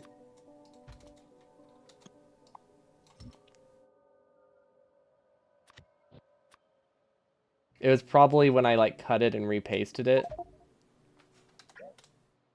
This is a variation of which one? This one, I think. One of these. Yeah, that was when I added them. Because I wasn't sure what side they were gonna be on. Remember that extra underground pipe from 7 streams ago? Oh yeah, thanks. I'm glad someone reminded me of it. Okay, so nothing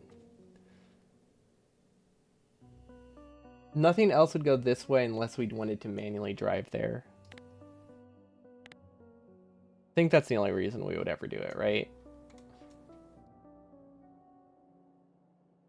Okay, these ones will keep. This one doesn't need this crossing, does it? Okay. Now this one doesn't need the bottom one. Yeah, because we can't cut through this one ever.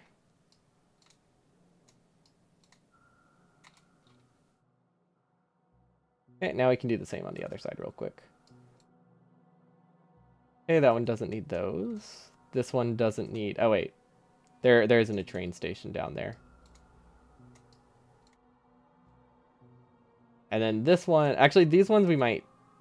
This one we don't need. These we do. Because this is stuff we can cut through as a building train. But we'll never cut through this path. Okay.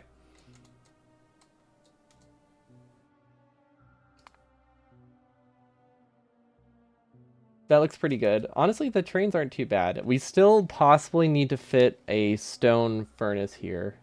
I deleted one too many at the last one. Thank you. Well, for some reason, I saw the crossing and thought it was coming from the other crossing like they normally do. Because normally we only have the straight line. So it's this one that's not necessary? That's what it is. Okay. That's the unnecessary part.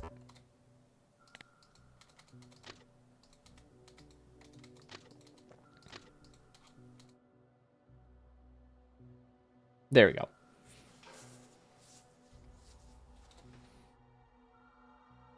I knew I had to delete 2 of them, but I wasn't sure which ones. Oh, that looks so weird.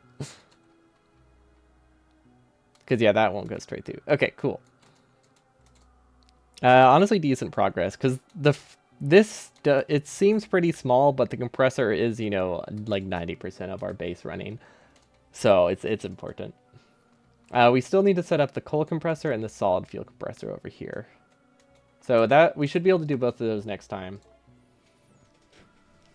So that's that for most of our fuel connection. We need to refine our outpost as well, which we'll probably do Saturday. Because like our outpost is mostly done, but we haven't done the actual belt compression in it because I wasn't sure how much solid fuel I would be bringing from base. Now we have a general idea of how much solid fuel we can get from base. Pretty clean 6 belts, assuming we can get one of these from each side. So that lets us get an actual value that we can use for our outpost. I feel like we're gonna have a stupidly long train. There's a very good chance we're gonna have a stupidly long train, or like send 4 fuel trains out to prime every outpost. It's probably gonna happen. It's just I think 15 minutes start time is pretty important for outposts because they're already in like the half an hour. If I can reduce it from 45 to 30, that's pretty big. That's it for me today. I'll be back should be back Friday. Well, have a wonderful evening, and I'll see you all next time. Peace.